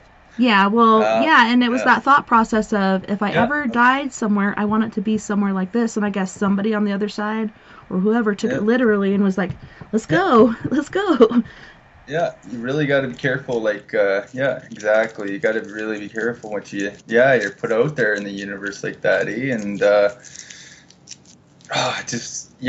that's another thing too with the negative entities, and because it's there's a yin, there's a yang, right? But they're both part of the same world, universe, but it's a balance, right? There is a balance, and so like. It's kind of like what you were saying with the dark. Without the dark, how do you appreciate the light? And you have to have a yin and yang. Without darkness, you cannot have light. Yeah, and so people people would say, oh, there's like in our world they say, oh, there's bad medicine, and there's good medicine, like like bad medicine being like evil, and then good medicine being like holy and holistic and faith and whatever, right? But my uncle would say there's no such thing as good medicine, bad medicine. It's just the person that's using it, right? Like that, if they're being evil, their vibration is evil, they're lower vibrating, you know what I mean? They're feeding into that. Then if that's what they're being, then you know what I mean? Like, of course they're going to be doing stuff like, being evil or trying to, do negative things. But it's on the good to, we can't be, drawn into that, because then you're being caught up in it, right? You're being lowered into their lower vibration, right? And Mm-hmm. it's this person to if somebody's trying to do something negative like that, the cleansing of self every day, sage and smudge, and then good faith and prayer in oneself, putting positive thoughts and sending positive energy out there, and then just really allowing it into your heart, into your mind, because like I said, you're totally untouchable with the faith of the universe, inside of you, in the faith of, like, you want to say God, or you want to say Creator, or you want to say, Great Spirit, or or traditional names, or the, there's, but it's all from the light, like it's all the same universal light that makes it all of us, right? And but yeah, no, you really got to pray to that, pray to that goodness, that wholeness, and really believe in it in yourself, and connect with Control that, your thoughts. and smudge your house too, and like smudge the, Yeah, like, everything, yeah, you've like been talking everything. about smudging too, and I know there's different beliefs in different areas. Some people use sweetgrass, some people Yeah, use white sage, some people use green yeah, sage. Like, there's so many different things. Even here we have blessed cedar. So yeah. the blessed cedar that we had in our kits that we were giving away came from a bear dance, or I think it was actually a ghost dance, which was pretty cool. And my friend collected a lot of it, and we used it in our thing. But even pine needles, so many different things in your environment. And like you were saying, we have the essence of that within us. We have Yeah, that sort of yeah. genetic makeup and stuff. So what exactly do you guys use? Because you were talking about incense and certain things that you find in, the highest mountain or the lowest swamp, or Well, that's what I mean. Yeah, like that's what it is. It's just like it's connection with nature. Like I said, these things, like that people use, sometimes the healer will be gifted these herbal herbs or whatever, right? So then he'll be able to use them to heal this person or with this certain ailment or whatever, right? But it's not like it's not like it might not work like that for others, right? For some of these things, but like what does work is like what you were saying, pretty much all, like like all the things you named off there for clearing of, like, houses, like, saying, like, to clear, like, the energy of a home, or to clear oneself, what I mean? Like, those are pretty much what you would use, your sage and your sweetgrass, and what I mean. And pine needles, more or less, for pine needles are a little bit different. Sometimes you can use them in a little bit of, like I said, you can make a tea with them, and yeah, I also heard about you have a bowl and you have water in it and you put these pine needles and other things in there. I've never tried this, but I learned mhm. different things by investigating and seeing what different people use. But they're like, yeah, put in some pine needles and put this and that and just let it float in the water. You don't even burn it. I guess you could, if you did a cleansing or whatnot, but I don't know. It's some sort of other realm of cleansing. It's kind of confusing to me, but it's pretty interesting. Yeah, there's all that, like, with the water, because then the essence, the spirit negative energy gets caught in the water, and then you put it back into and it'll clear it out of your house, right? All the Oh, negative energy wow. or whatever, and it'll Yeah. get caught in there, and then the pine needles will trap it in there. That's what that is about. But so so that's one way you can clear a house. But there's another, yeah, there's like a whole bunch of other things, like I said, the sage. Um, if you're burning sage in your house, and you make sure you smudge every room, at least bring this smoke in a room, what I mean? Like, and Yeah, I do you every know crack and cranny and crevice. I'm like, even under the bed where the monsters good, live. there you go. Yeah, yeah, Or open up the yeah. drawers and put it in there. Like, you never know where these things Yeah, are going to hide. there you go. Seriously. Yeah. Yeah, well, like I said, it could be energy, like even clothes, because like stuff, or anything, like closets. Yeah, you were saying, like, you don't ever know, and so it's better just to smudge it all, and then like open up a window and allow it to release. That's another part too. Just allow that all that smoke to release out too, So that's and another point of interest for me. So some people believe in opening a window before they even start, but what I like to do is totally smoke the house out and then yeah. I'll make an exit. There you go. But That's the some best people one. start with an exit from the get-go, but I'm like, I want the smoke to penetrate everything, and then I'm going to let it out. It works better if you let the smoke penetrate everything and then let it all out. That's probably the best way to go about that.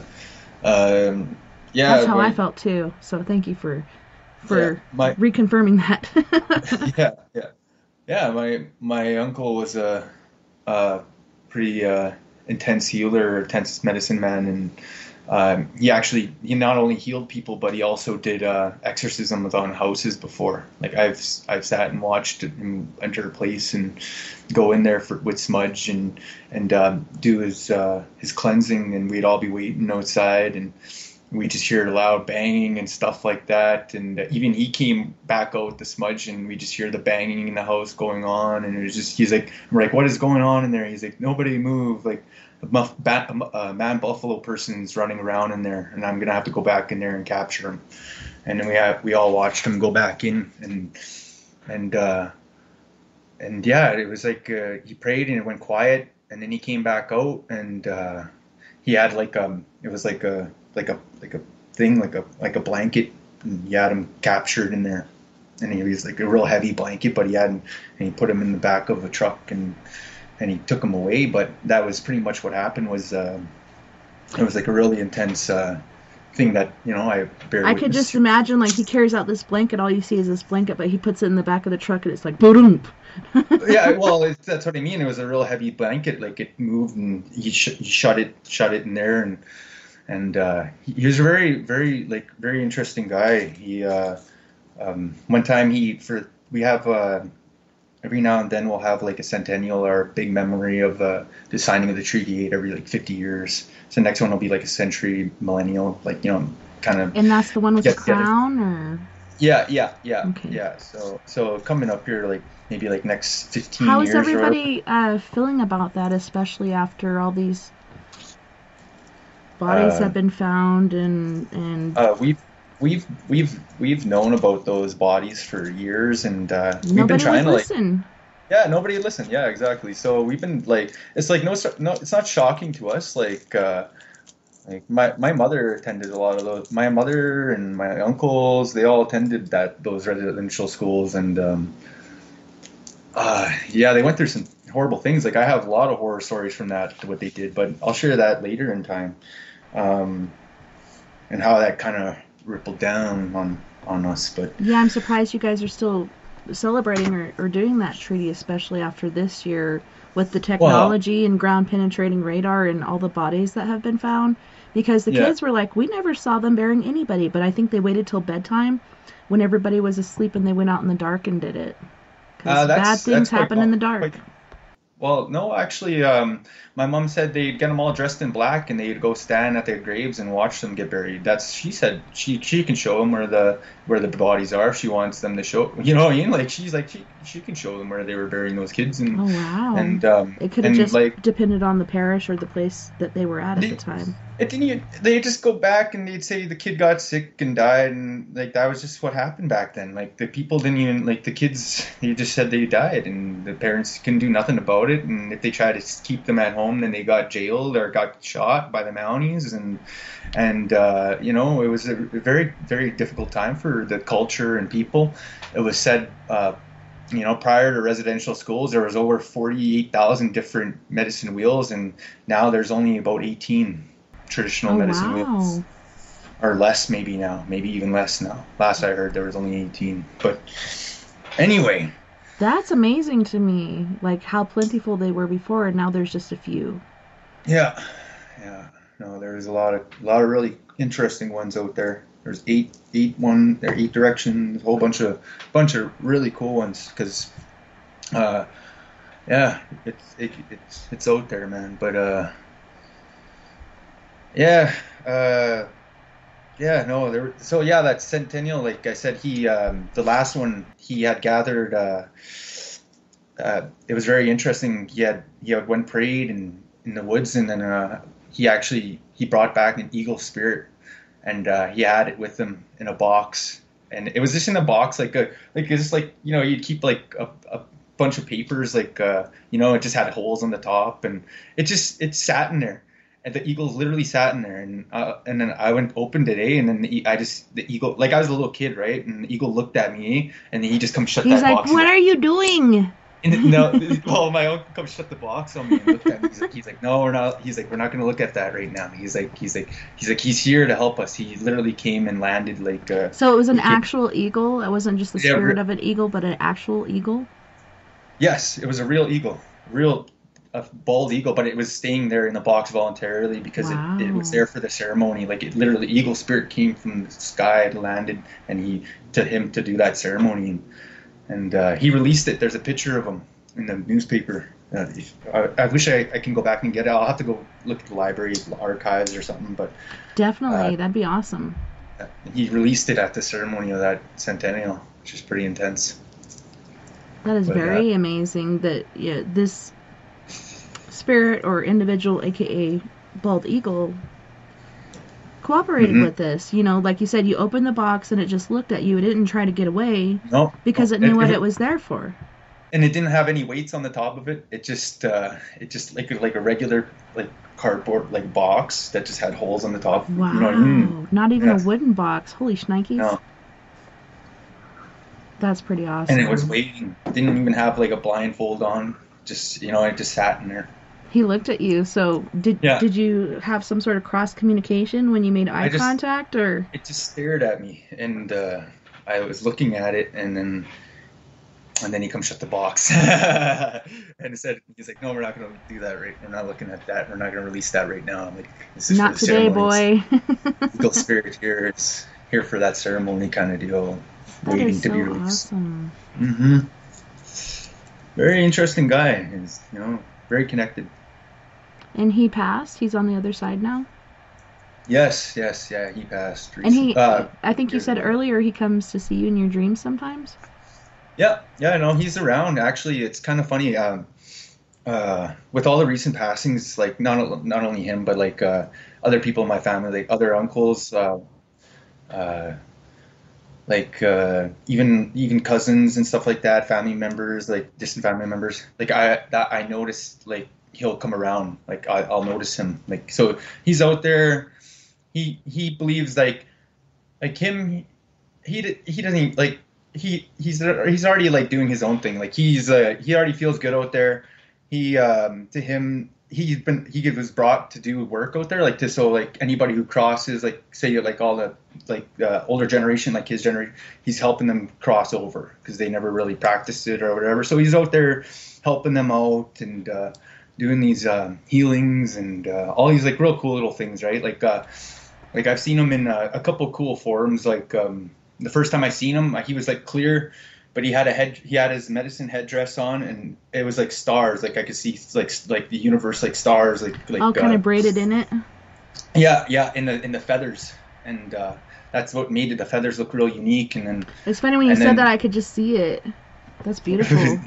and then the second time I seen him, he was younger. And the way I recognized him was he was wearing his cool vest that he always had, so I knew it was him. But he was a younger man, and he was all healthy, and that's when he was in the fur trade outpost, and he showed me the paintings and stuff, right? So, but yeah, no, he comes around, like I said, and like so it's like I said, I every now and then, so it's pretty interesting. Like I said, the energy, it's always around, and it's there, so it's very beautiful. Like there's nothing to fear, you know. You can just enjoy the best life you can, you know, and Live. enjoy the journey, you know. Yeah, I don't think journey. everybody gets this opportunity, and a lot of spirits die as they're being birthed or before they're birthed or whatever.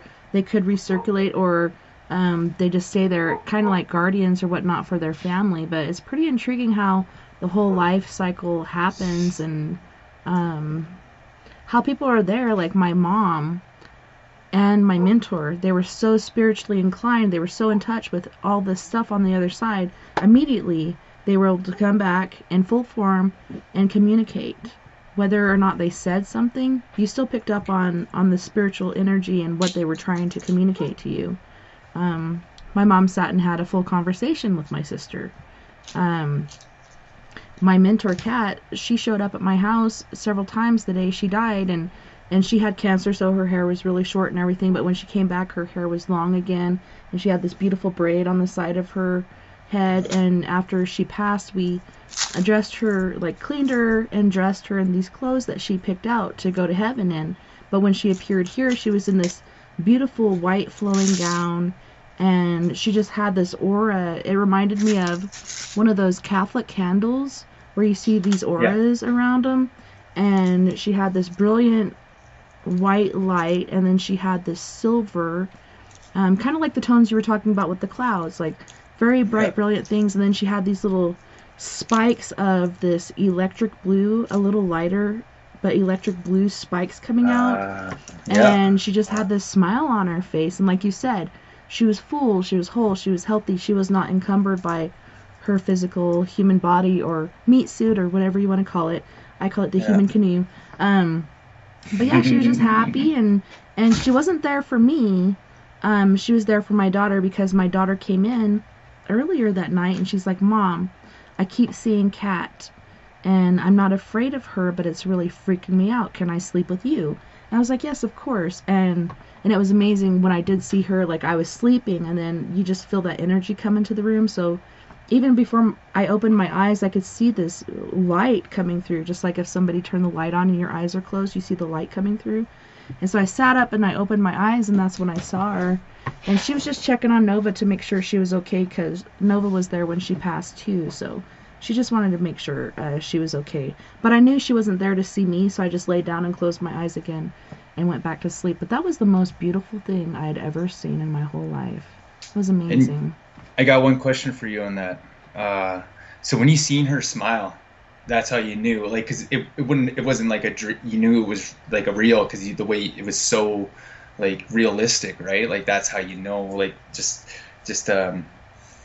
like it's amazing, like almost like dream, like like a dream wouldn't have made it that detailed. You know what I mean? Like, no, you sense all that and just made like there's no way that was a dream. You know what I mean? Like, and it's just so realistic. Like, and that's how you know, like you're seeing people from the other side, or you're getting these visits. That's so it was the most amazing thing I ever saw. I'm like, ooh, try not to cry over it, but yeah, it was so beautiful. It was the most beautiful thing I ever saw, and I just knew, she's happy, she's healthy, she's whole, and she's making sure Nova's okay too.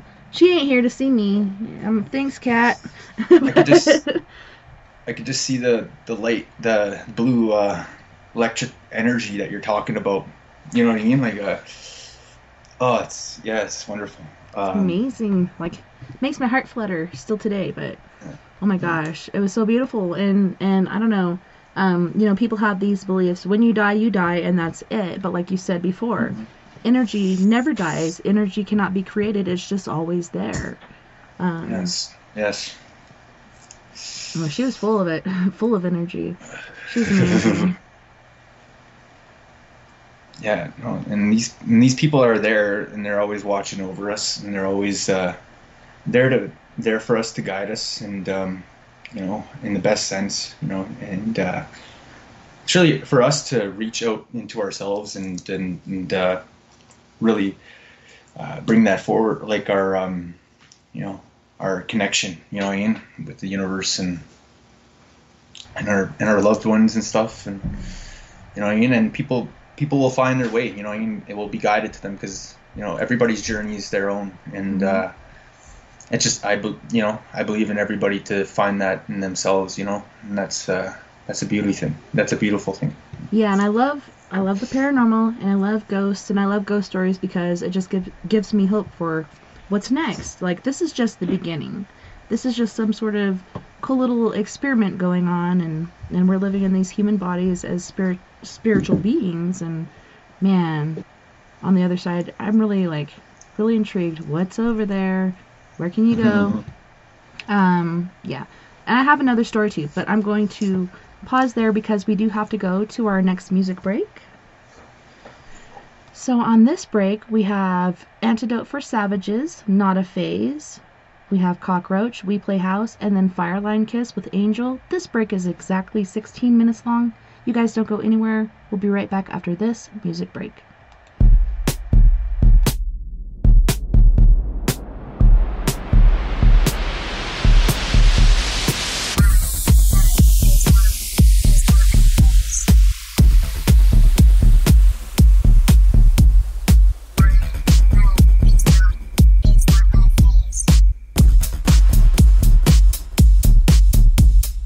Break us out of this cycle.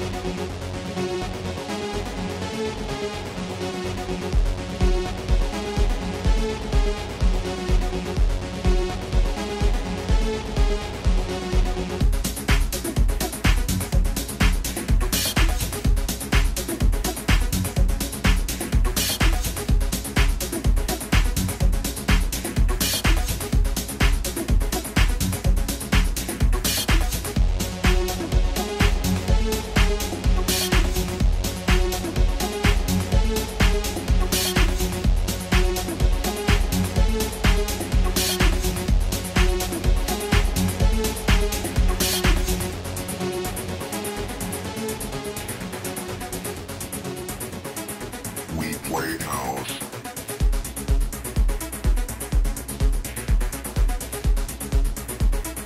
We play house.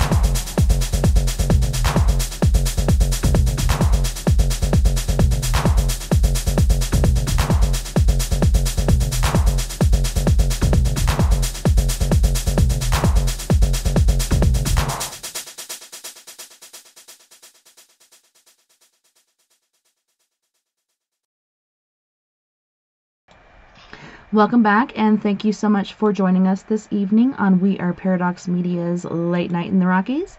This evening, we are joined by the one and only Travis William. Is it Moostoos? Moostoos? Oh, Willier Moostoos. Yeah. Moostoos. Okay. Yeah. Got it. Which was another way of saying buffalo. So. Very nice. Yeah, the Cree, we have very different, unique language. Like, Kona is snow, and then you know what I mean. It's just like we have like, and then Pona is fire, but it's just like they sound similar. You know what I mean? But it's just slightly different, and then like say Nimitim is the horse or their horses, and then Niatim is my horse. You know, like it's just you know, like I don't know, just little different things. So I'm sure everybody heard a different word for buffalo, or you know what I mean. But anyway, Tatanka. No, I'm just kidding. there it is. Yeah. Most Americans remember that from Dances with Wolves. Oh my gosh. That's a great movie, actually. I like that. I love that film. That's a really good one. A lot of great actors in there. Graham Greene and Wes Studi and a whole bunch of other upcoming that were in that film that actually have had, you know, a number of projects, you know, from that time, right? So, but yeah, no, a lot of great actors. Good film. But anyway, we were just discussing a little bit before there about I kind of touched on the subject of hauntings and we're getting on the paranormal there, but maybe you want to tell me some of your paranormal, and I'll tell you one. You want to hear mine first? Okay. My very first thing was not really paranormal; it was supernatural. So I'll skip over that one. But my very first haunting. So I've always had issues going to sleep at night, and so I was always the last one to get to sleep, and I'm just laying in bed, and I'm staring out the doorway into the hallway, and we had one of those clocks, those light clocks that looked like the river flowing, and I don't even know how they did that back in those days, but I was watching the light bounce off of the walls, and I was just like kind of staring into the hallway and wishing for sleep to come, and all of a sudden I start hearing these footsteps, and it sounds like a woman in high heel shoes. And I'm like, well, maybe I blinked or something, and my mom went out to get something to drink or some sort of snack or something, and she's coming back. So I called out for my mom. Mom? No answer. Footsteps getting closer. Mom? Nothing. And as soon as I started to say mom the third time, this woman appeared in my doorway, and she was about, I want to say a foot, but like 6 inches off the floor. She was wearing 1800s era lace-up pretty girl boots. She had this long black dress on, and she also had a black veil over her face. And it was like right as soon as I said mom, she came into the doorway, and I couldn't even finish what I was saying. Ripped the sheet up over my face except for my eyes so I could still see. And she just stopped and slowly turned and looked at me. And then she slowly turned and looked back down the hallway, and then I heard her walking again, and I heard my mom's door open and then close. And then about 2 weeks later is when my mom got in a car accident, which eventually took her life. So for the longest time I thought it was this woman that appeared in my house. She must be some sort of harbinger or messenger of death or whatnot. And so our family got separated because me and my little brother had a different dad than our older siblings. So our household got split. We went with our dad, and they went with their dad. Years later, we got together for a family reunion, and we're telling ghost stories, of course, because that's how Mom loved to pass the time. Like, I grew up on horror flicks. I grew up on ghost stories. Like, I find comfort in that. Like, I fall asleep to that stuff. People are like, how do you do it? Well, it's a comforting thing for me.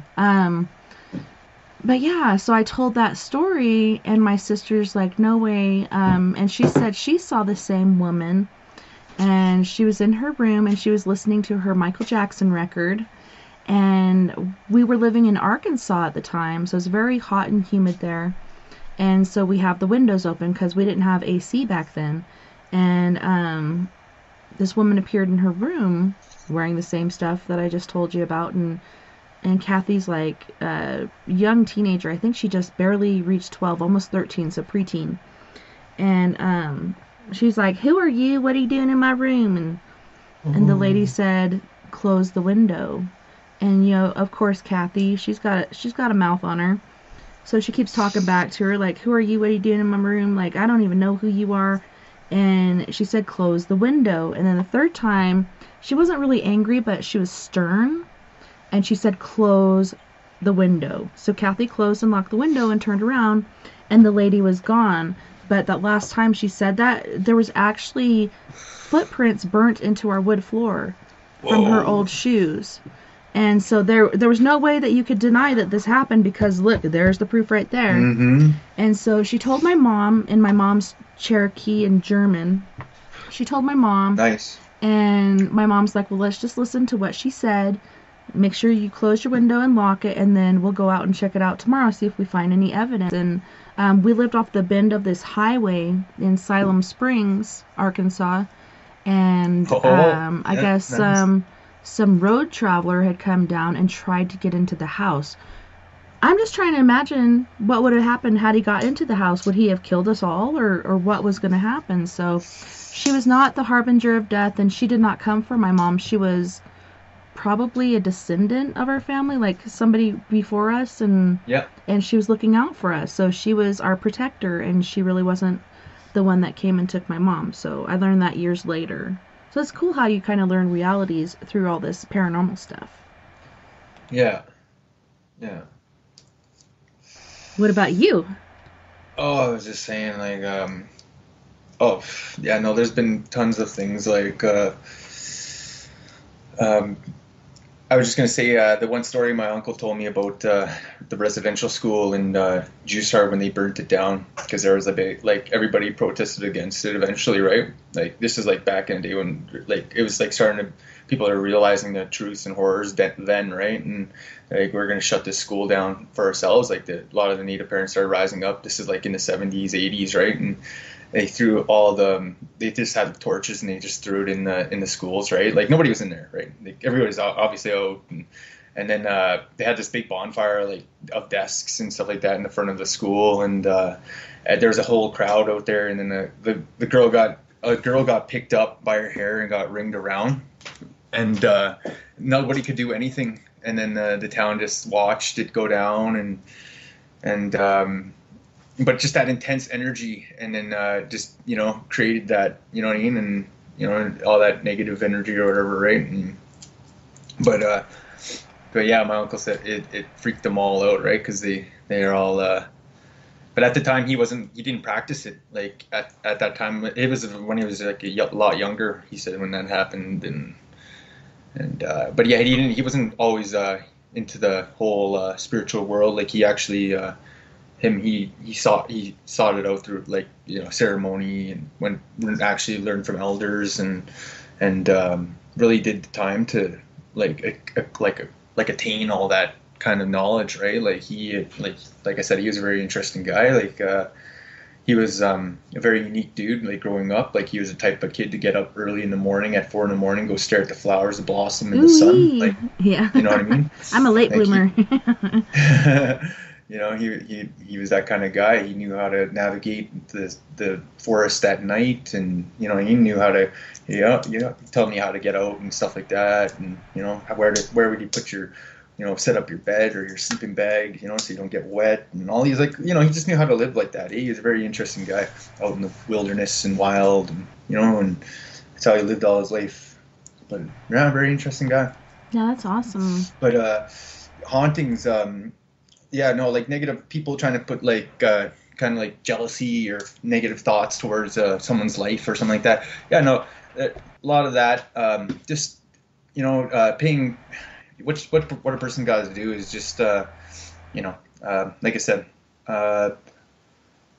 you can't lower yourself. You just got to raise your vibrations and be beyond that, right? Like.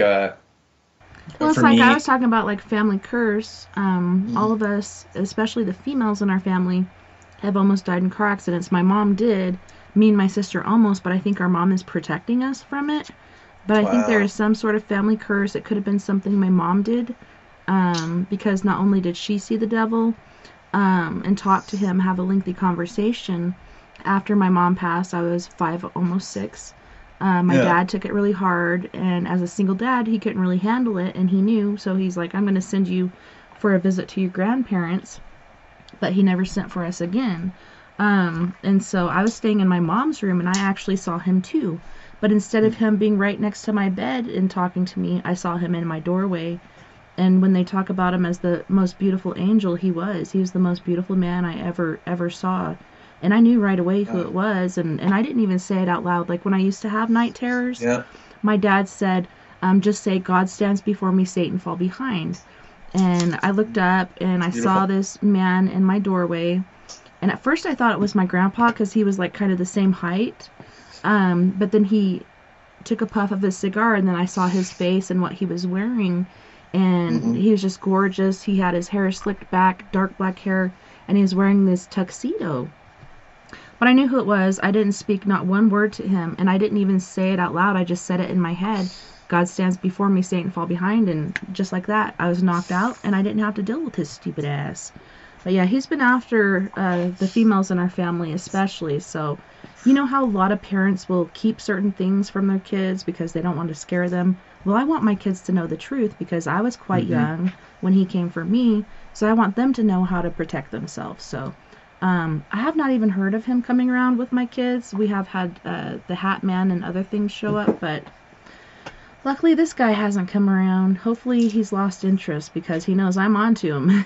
You know? Well, and you're always now, like you said, you're more well prepared. You have all these spiritual guidance, and like I said, there's nothing to fear when you have, that love in your heart and that true light in your mind, and you erase all the negative thoughts. No worry, don't even think about it. You know what I mean? Like, you gotta just you gotta feel good. You gotta believe in it, and just like I said, smudging, often and clearing your house, and being a good, being good to your being, your person, the universe, your world, it just feels good, right? You make a good positive environment, but And I think being aware of it too, and not being afraid, I think people do this, and I don't know if yeah, it is something my mom did or something somebody else did, but just being aware of it and knowing yeah, that fear is a negative energy and you should not fear this, empower yourself. Learn, yeah, grow, exactly. empower yourself, and don't be afraid. Just be like I told that shadow person that showed up when my husband went on the tube. I was like, I ain't got time for your shadow person bullshit games. Like, get the fuck out of here. Don't fuck with me right now. And I felt kind of bad afterwards because like Nice. this shadow entity was actually peeking around my shoulder and looking at my face because I was crying really bad at the time, and I think this thing was generally concerned about me. And it Right, didn't feel like the normal shadow person. So afterwards, I did feel right, kind of bad about it. But at the same time, yeah. like, I just don't need that in my life right now. I got enough on my plate. Carry on, move about your business. Go haunt somebody Yeah. else. Yeah, and you're focused, you're tuned, and you're very connected during that time, which is good. And yeah, no, like we, as just people, we owe it to ourselves just to give ourselves that peace of mind and in our hearts, allowing that that love inside, right? And uh, yeah, I was gonna say something else here, but I I think you're going to totally. talk about one of your other hauntings, but yeah, you had talked about the whole curse thing and family curse and negative energy towards you, and that's what reminded me of our family curse. Oh, right, yeah, And I was just yeah. saying, don't be afraid, don't fear it. The more empowered you are, the better off you are because they can't feed on you and they'll lose interest. They'll go away. Yeah, yeah, no, it's a very trippy thing. Like people, they have, you know, it's just a negative thing. Like, uh, I was just trying to say something. Like, yeah, people have talked about like the whole the family thing, the family like that whole. I think I kind of mentioned it a little bit a while ago. Like I said, that somebody sent a bad like it was like a bad one. They built a bad like a Wendigo spirit to attack. They sent to attack like one of the missing men. Being my great Wow. great grandfather, and yeah, it was like it took what it was it took them like six of them to trap him, right? And I believe I talked about this before, but I'll bring up the story again. So years ago, um, the medicine men were very jealous of my great great grandfather. Like he was doing a bunch of healings, and so they sent a bad curse. Like they built a Wendigo. Well, they used the idol, and they used the Wendigo spirit to fill that idol, and they sent it after him. And they had to go after and battle it. So they gathered three warriors and then five medicine men or something like that. It was like a good number of them, but they all went as a band. And the three warriors, this is one other thing though, the three warriors, they charged in, and the thing yelled and screamed, and it blew their eardrums, and the blood came out of there, and they just dropped to the ground. Like it literally walked up and just ripped their heads off and started eating. And so they threw over this, they had a blessed blanket they threw over him. It was like a big buffalo hide. And like back then it was a buffalo hide, right? And they had him, and they trapped him in there. They roped him up, and they brought him back because this blessed blanket was like it was blessed to entrap him. Like it was like going to be something he couldn't escape. And power back then they brought him back and tied him to the biggest spruce tree nearest to the camp. And then they had a ceremony. The medicine men had a ceremony, and this great spirit said he was sent for someone. And then they opened the flap of the buffalo hide, and the creature threw up three icicles into the ground before him. And the medicine men were all to take, three of those medicine men were supposed, like, Dad went to capture him, had to pick up the icicle, and one being my grandfather. And when he picked up the icicle melted for him. And so he had to kill the creature, the idol. And then it turned back to mud and sticks and snow and what it was made from, right? And then they knew it was like a bad thing people were trying to send. And back then it was like people would do kind of evil things like that. But like if people do stuff like that, it goes back to them. Like it doesn't. I know, that's what I was just thinking. But continue. You know what I mean. So like. It's not for somebody to like try to like send, like my grandfather, he didn't send something back to them or anything. Like he continued on with his healing and his life, his path, the journey that you're bestowed upon him, right?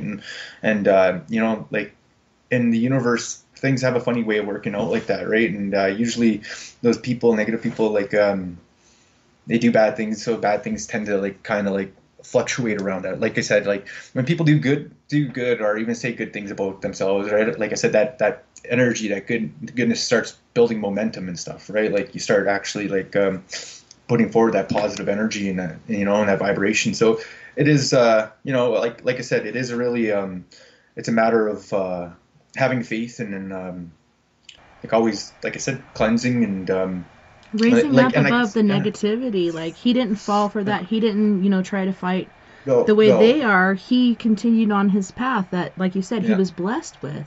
And he knew that. And, you know, I can see these guys, they're like, oh, well, why don't we have the gift like him? And they're really jealous, and they have all this ugliness in their heart. And they're putting bad things out there. Like, why do you think? Look at what you're doing. There's a reason you don't have this gift. Because I think if they did, they'd abuse it. But your uncle was pure of heart, and he knew his place. He knew what he needed to do. Yeah, great. My great great grandfather. Yeah. And no, there's the teaching to that is just to you got it, like, you know, everybody has a path in their life to find that light and to go for that, right? And they can find that enjoyment in your world. And for them, like they were more connected to all that, right? Like it's for, like I said, it's really one's self journey, you know, and what they've come, like what they come across to, like, you know, like in their knowledge and the wisdom, you know, what's guided to them. Because, like I said, ultimately the universe is there going to guide and provide you, you know what I mean? Like, and that's the best part about all that, you know. And uh, yeah, no, it's it's a very wonderful thing. I was yeah. Also, so on another topic. So, what do you think about all the whole metaverse and everything, all that? It's pretty interesting, and like I said, these are new things for me, and so I'm super excited about learning, and so that's why I love having guests like you, because I think we learn from each other, and I love when people share their experiences and their knowledge, because I've heard of the metaverse.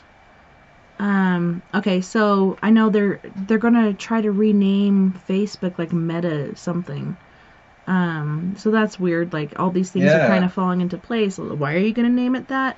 So yeah, it's pretty intriguing. So, what are you gonna say about this whole metaverse thing?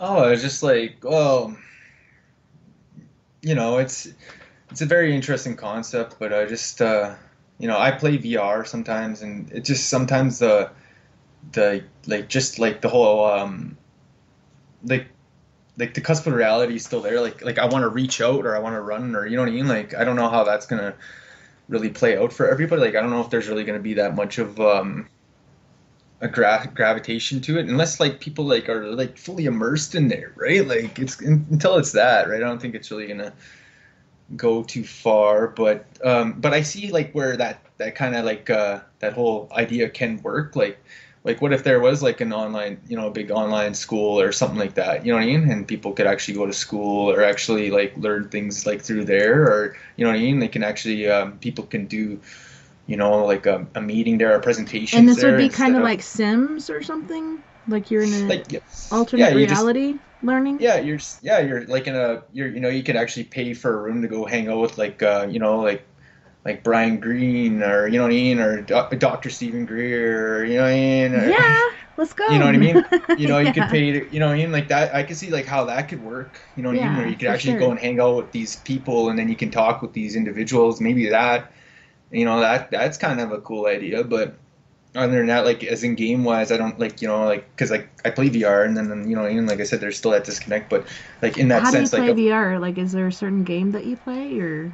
oh yeah, there's like a PlayStation aim controller, so it looks kind of like a gun, you know what I mean? And then you have the headset on, and then you use the gun controls like to move on or on the controls, but then you're still looking left or wherever you look is where you look in the game, right? So there's that kind of feel to it, but you're still not like you're not moving to go forward, or you know what I mean? Like there's still that disconnect, like you know what I mean? At the end of the day, you still have a T screen on the head, and you know what I mean, like kind of deal, but.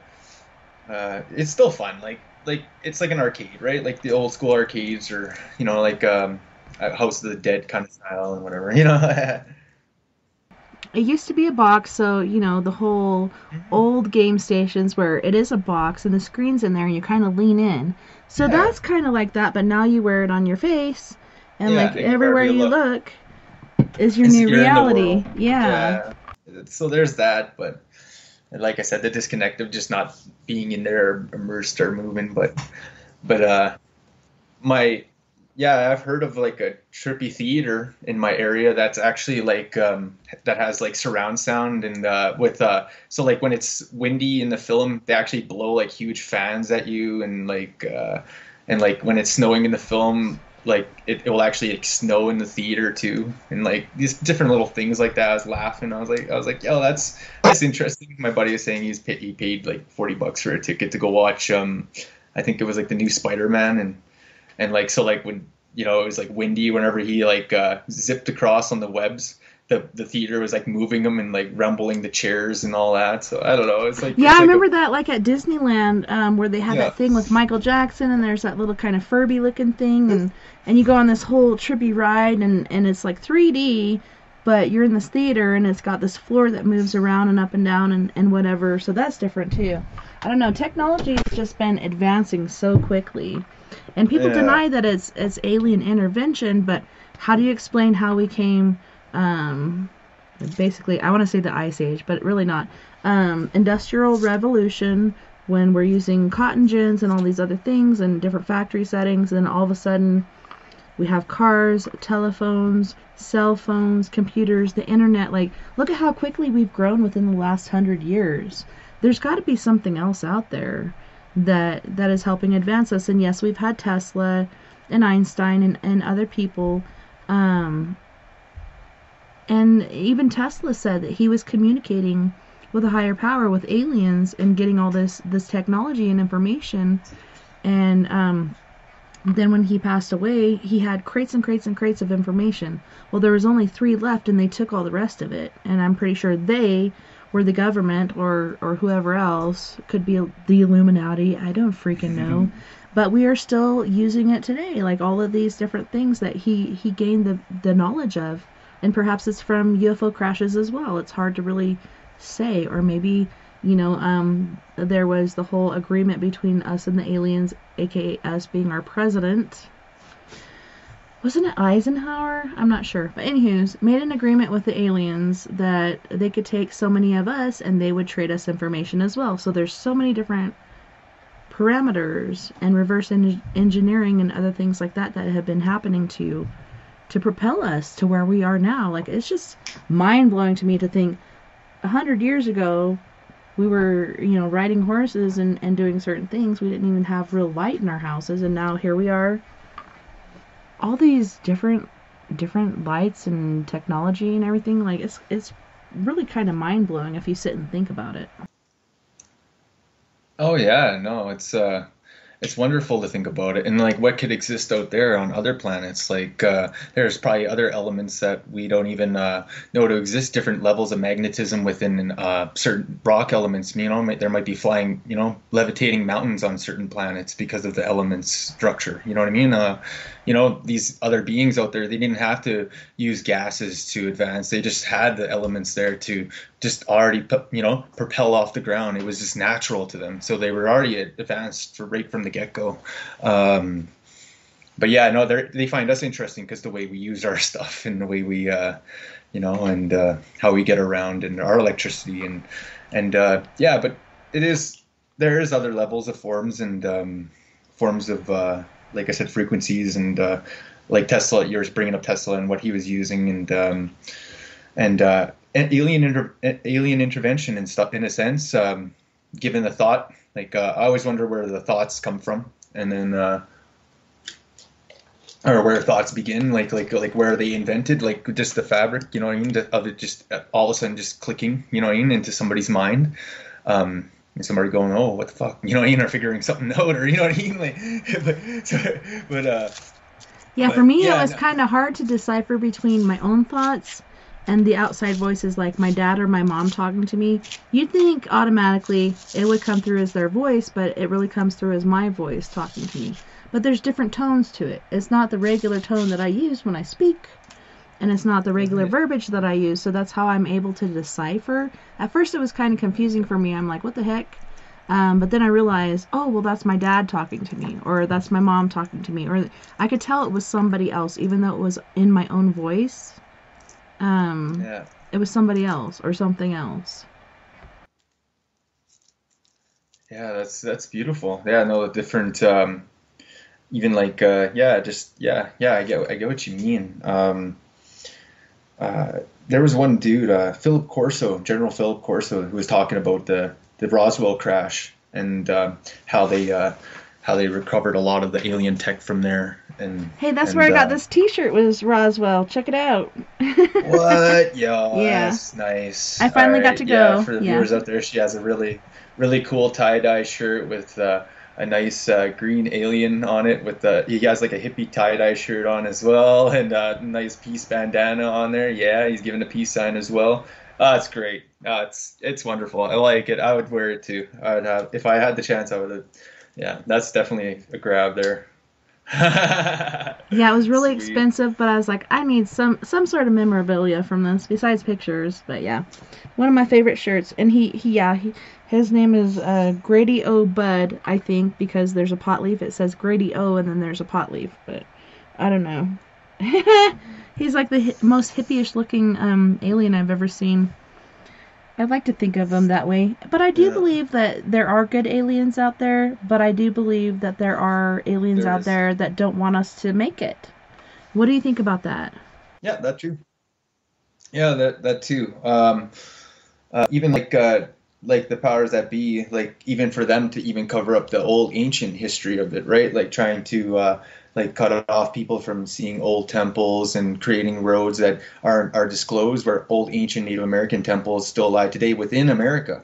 Um, there's these back roads where people aren't allowed to go, and even in the NASA owns a lot of these roads, and they took away a lot of the Seriously. native land. NASA did, including in the Grand Canyon. There was an ancient temple there. A lot of native people live there, and NASA took it away from them, and it's still disclosed to this day. No one's allowed to go there in that I canyon. kind Like of heard some stuff it's all about that. Like disclosed. there's gold affects and there's all kinds of different things in there. And yeah, that is crazy. I never even knew it was Whoa. NASA that did that. So it's not the government, it's NASA or It government was form of NASA. NASA. They Wow. used Well, it was both of them. They both cahoots over it, right? And it was because there was a native man, and he had a very special gift there within the rocks. There was he was able to open a portal or a gate, and yeah, he was able to go somewhere else. Nobody know I don't know where he went, but I'm just saying like that was what it was, and then they went and took that. So and they still have it disclosed to this day. Wow. So you know, uh, but yeah, no, it's Yeah. wild. And it's amazing, like you said, there's old temples and old ruins and everything. And we know a lot about different ruins, and there's some private property owners that have their own ruins that they have not disclosed to the government because there's trust issues. Um, Yeah, yeah. Even my nephews from my husband's side, they discovered this amazing area where there's not only ancient artifacts, but there's also dinosaur bones and different things like that. So supposedly there's supposed to be somewhere, I don't know if it's History Channel or what, but there's a lot of archaeologists and different people coming in, checking it out, and there's so many things like right within in the reach of our arms that we don't even realize because, like you said, it's cut off. There's something they Hmm. do where they cut us off, and I tried to go to. Have you heard of script houses, like Native American script houses? And going down to Phoenix, Arizona from Colorado, I'd go through the reservation land, and there was always this script house, and I was like, man, next time I come by, I want to check it out. I want to check it out. And then eventually, I got the time. I left early enough where I could go, and I went down this road forever, and it seemed like, I don't know, it seemed like something graphically organized or whatever, where no matter how far you went, you never got there. So I just had to end up turning around and going back to the highway because even though it said 2.5 miles, it was not there. It was like something was Whoa. keeping me from getting there. It was really weird. It's like, going into the Matrix or something where you're on this road and you get to a certain point and it just repeats, repeats, repeats. Yeah. Yeah, it was very bad. But I Yeah, yeah, some like just some of the ancient. You go even down like Mexico has so many like little caverns and places where where there was ancients. This structures built for like from you don't even understand like how they could have done it, and then also just like the Almanacs for the Mayans, and these ancient astronauts that they claim like that are depicted in the rocks, right? The ancient well, they script, like even you said, made it's not like scripture, but spaceships like and different things like that. rock carvings. Yeah, Yeah, yeah, yeah. and it's all over Um, the world. How could like one civilization have this? Well, guess what? It's all over the place. Like everybody's seen this stuff back in the day. yeah, yeah, yeah, yeah. Uh, the whole word for Anunnaki is just it means extraterrestrials. It means Oh. like a gathering of them. It means a lot of them. And that's like the ancient Arabic word for that, right? So um, they they sent around like the area, definitely around the area, spreading knowledge, culture, agriculture. You know what I mean? Like a lot of the temples at there's one discovered recently. It goes back 11,600 years ago, Göbekli Tepe, and it was a big Graham Hancock kind of. He does a lot of case study on it, but the way it's graphically designed and it aligns with the stars and the Orion and just he believes like the pillars and everything were like a healing zone, like to heal people, like with frequencies. And but this gift was given to us from the stars. That's why we align it with the Orion. But there's depictions on the stone carvings of like ancient agriculture, like where people were first learning how to cultivate farm animals and they The were one learning that how blew to my mind was just the dinosaur, and they're like, dinosaurs died at this certain amount of time. Well, people only depict what they see and they know, and they're showing Stegosaurus. Why is that? Yeah. Because the dinosaurs died already, but these guys have seen it. They graphically etched it out on the temples. Here's this dinosaur that was like our little pet or whatever. Maybe they used it in the fields, but dinosaurs are still around. Like, I've seen pictures too, like here in this area, of little T-Rexes and stuff. Like, I do believe they're still around. I don't think they are gone. But yeah, it's pretty amazing, like, as far as like NASA goes and satellite technology. That's how we found a lot of these temples, was they've been overgrown, and all you think of, oh, it's just a mountain overgrown with bushes, but then this technology is showing all these different places. And I think this one you're speaking of was found by satellite technology. Yeah. They used ground penetrating radar and in seismic readings, and they figured it all out. And but the only what they got on the surface was showing the beginnings of man and civilization. There's still like 9 levels underneath that they could go, but due to conflicts with the land, and Graham Hancock also got barred out of like the country or whatever, so he's not allowed to continue his research. But like I said, the powers that be are trying to keep that hidden, right? The ancient, like our yeah, I'm pretty sure they went in there and paid him off and said, hey, you can't be here anymore. Otherwise they'd be like, yes, do it. Right. And so like I said, it's they're definitely trying to keep that hidden, our ancient, our origins. And we have ties to these beings from the stars, and it's a beautiful thing. Like and like I said, it's a relationship that dates back farther than we can understand. You know what I mean? Like, and that part of us is probably something that we're feeling that we need. It's missing, or you know what I mean? Like, but I feel like we'll eventually discover it. You know what I mean? Like, I feel like people are starting to wake up and starting to realize some of these truths with just the sheer amount of evidence. And even if they didn't believe in it, their government sure does believe in it. Even in psychic abilities and metaphysics, Edgar Mitchell, the 6th man to walk on the moon, the man to take the longest walk on the moon, he spent like 6 or 9 hours on it, said he gained psychic abilities from walking on the moon. And then he conducted secret psychic experiments up there. And this was Apollo, I believe, 11 or 13 or something like that. Apollo 13, 14. Sorry. Yeah, 14. I'll have to look at that again. But yeah, because I think I don't think Apollo 13 was able to land. They just went around the Earth a few times, and that was pretty scary. Let me look at that again. So I think you're right. I think it's 14. Yeah. Because it was right after that, and I do believe that Apollo 13, going around the world. Apollo 14. Yeah, I was right. Yeah, spent 9 hours working on lunar surface. There you go. So, but yeah, he said they conducted those psychic experiments and they were a complete success. So I don't know. You know what I mean? Like what I'm getting at is it doesn't matter. Like I said, if they if anybody doesn't want to believe it or not, their government sure does. You know what I mean? And NASA sure believes in it and still does. It must there sure must be something there of importance, because they're sure not letting it go back. Wasn't it amazing how NASA shut down? Would you ever think that? Like, wow, NASA shut down, but we have SpaceX from Elon Musk, and then we have Jeffrey Bezos doing his thing, and all these rich, powerful men doing different things. I have more faith in Elon Musk than I do Jeffrey Bezos, because I do think Elon Musk is a genius to a fault. But yeah, they're doing amazing things. I heard recently that there was a solar flare that sent a lot of those satellites coming down from the SpaceX train sort of thing. I actually saw that one night. I was like, holy shit, look at that line of UFOs. But then come to find out, it was not. It was SpaceX satellites flying over. So that was pretty intriguing as well.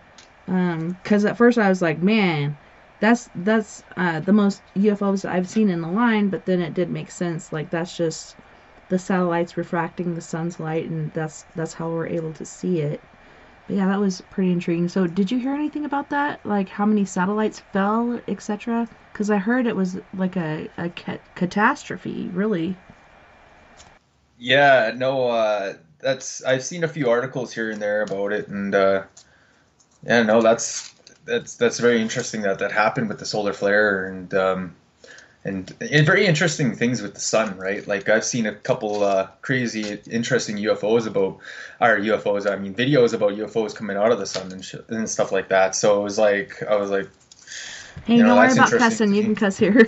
Oh, okay. Yeah, I didn't know if I was allowed to on Yeah, the radio or you're not. feel free to speak freely. But yeah, I seen there's a cool video somebody sent me recently. You can look it up, and it was like a globe, a black globe, like coming out of the sun, and like it literally floated away. But something like it was going in there, charging up, and coming out. So I don't know. Maybe that has a little something to do with that, or something causing that kind of like a little flare or something like that. But you never know. I know, Um, it's so strange. I've seen when it's a really full moon and the light of the sun is really refracting off the moon quite a bit. I know some people out there that are flat earthers who believe that the moon makes its own light. No, it doesn't. It's just absorbing the light of the sun. But I've seen different spacecraft underneath the moon or beside the moon, mostly underneath, just drawing off of that energy that it's absorbing. I don't know, it's pretty intriguing how these craft work. I don't know. I don't know what they're yeah, doing. yeah, yeah, and the moon. Yeah, the moon's. Yeah, that's a good one. I like that. Yeah, no, it's a wild one. Well, Yeah, no, I was just. we have less than 5 minutes left. Oh, is there Before anything I we, want to close yeah, out on? definitely. Yeah, no, everybody, thank you for the time. Thank you for allowing me to be here and share the stories, Tess. Um, you know, this is, you know, it was a wonderful opportunity to be here and speak and share some of this, you know, some of my life story here and you know, some of my experiences in life. And, you know, it's a rare opportunity, so I'm grateful for that. And, It's been you know, about I'm six grateful months for since you were everything. here last time, so I think we need to do it again sooner than 6 months, really. Yeah. Yeah, no, I got tons of new projects coming out. It's not over yet. You know, it just like I said, lately I've been just focusing a lot on my painting and writing and just different little things like that. And you do Uh, have books out. Like, where can our listeners find your books? you can look up. You can look them up. You can search my name on royalroad.com. Travis W. And it's under there. You'll see them come up. Noise. There's like 8 of them. I just released a new one called the Palladian who stole me in my heart. How dare you! So,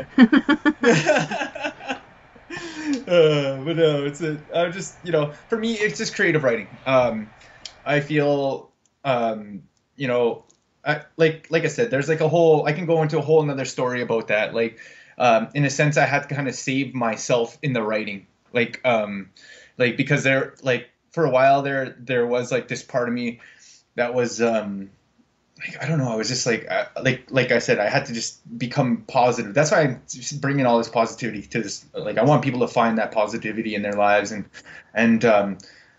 so like I said, I had to save myself, and I saved myself through everything. You know, like I said, creativity, my painting, my meditation. You know what I mean? You're Just chilling writing. out, Yeah, and you were writing. talking earlier about writing and then burning it. Well, at least you wrote Yeah. this and then you published it, so now others can Oh yeah. partake. Yeah.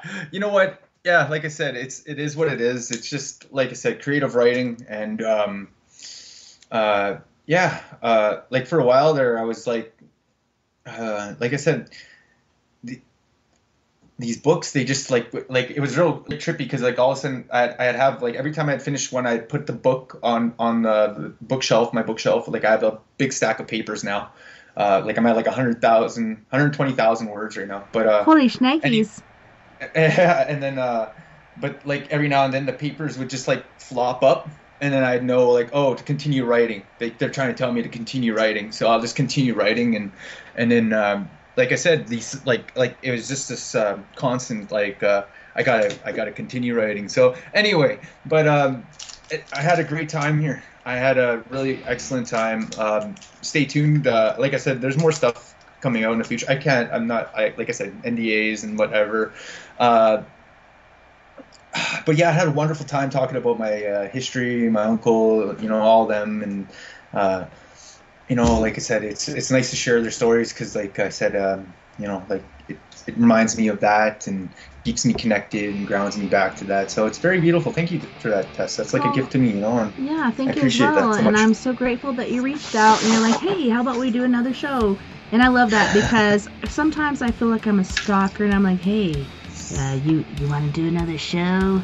But yeah, I was so grateful that you reached out, and I'm just gonna say, like, I'd really love to have you back soon. So let me know what works for you. And I mean, I just feel like we have so much to talk about. But I want to thank you so much once again for being the guest on the show tonight and sharing your native history and stories and hauntings, etc. Like, it's been amazing. I've really had a really good time. Oh yes, there'll be plenty more to talk about later in time. So thank you for this, and everyone take care out there, stay safe, and yeah, have a wonderful time. Yeah, and don't go anywhere.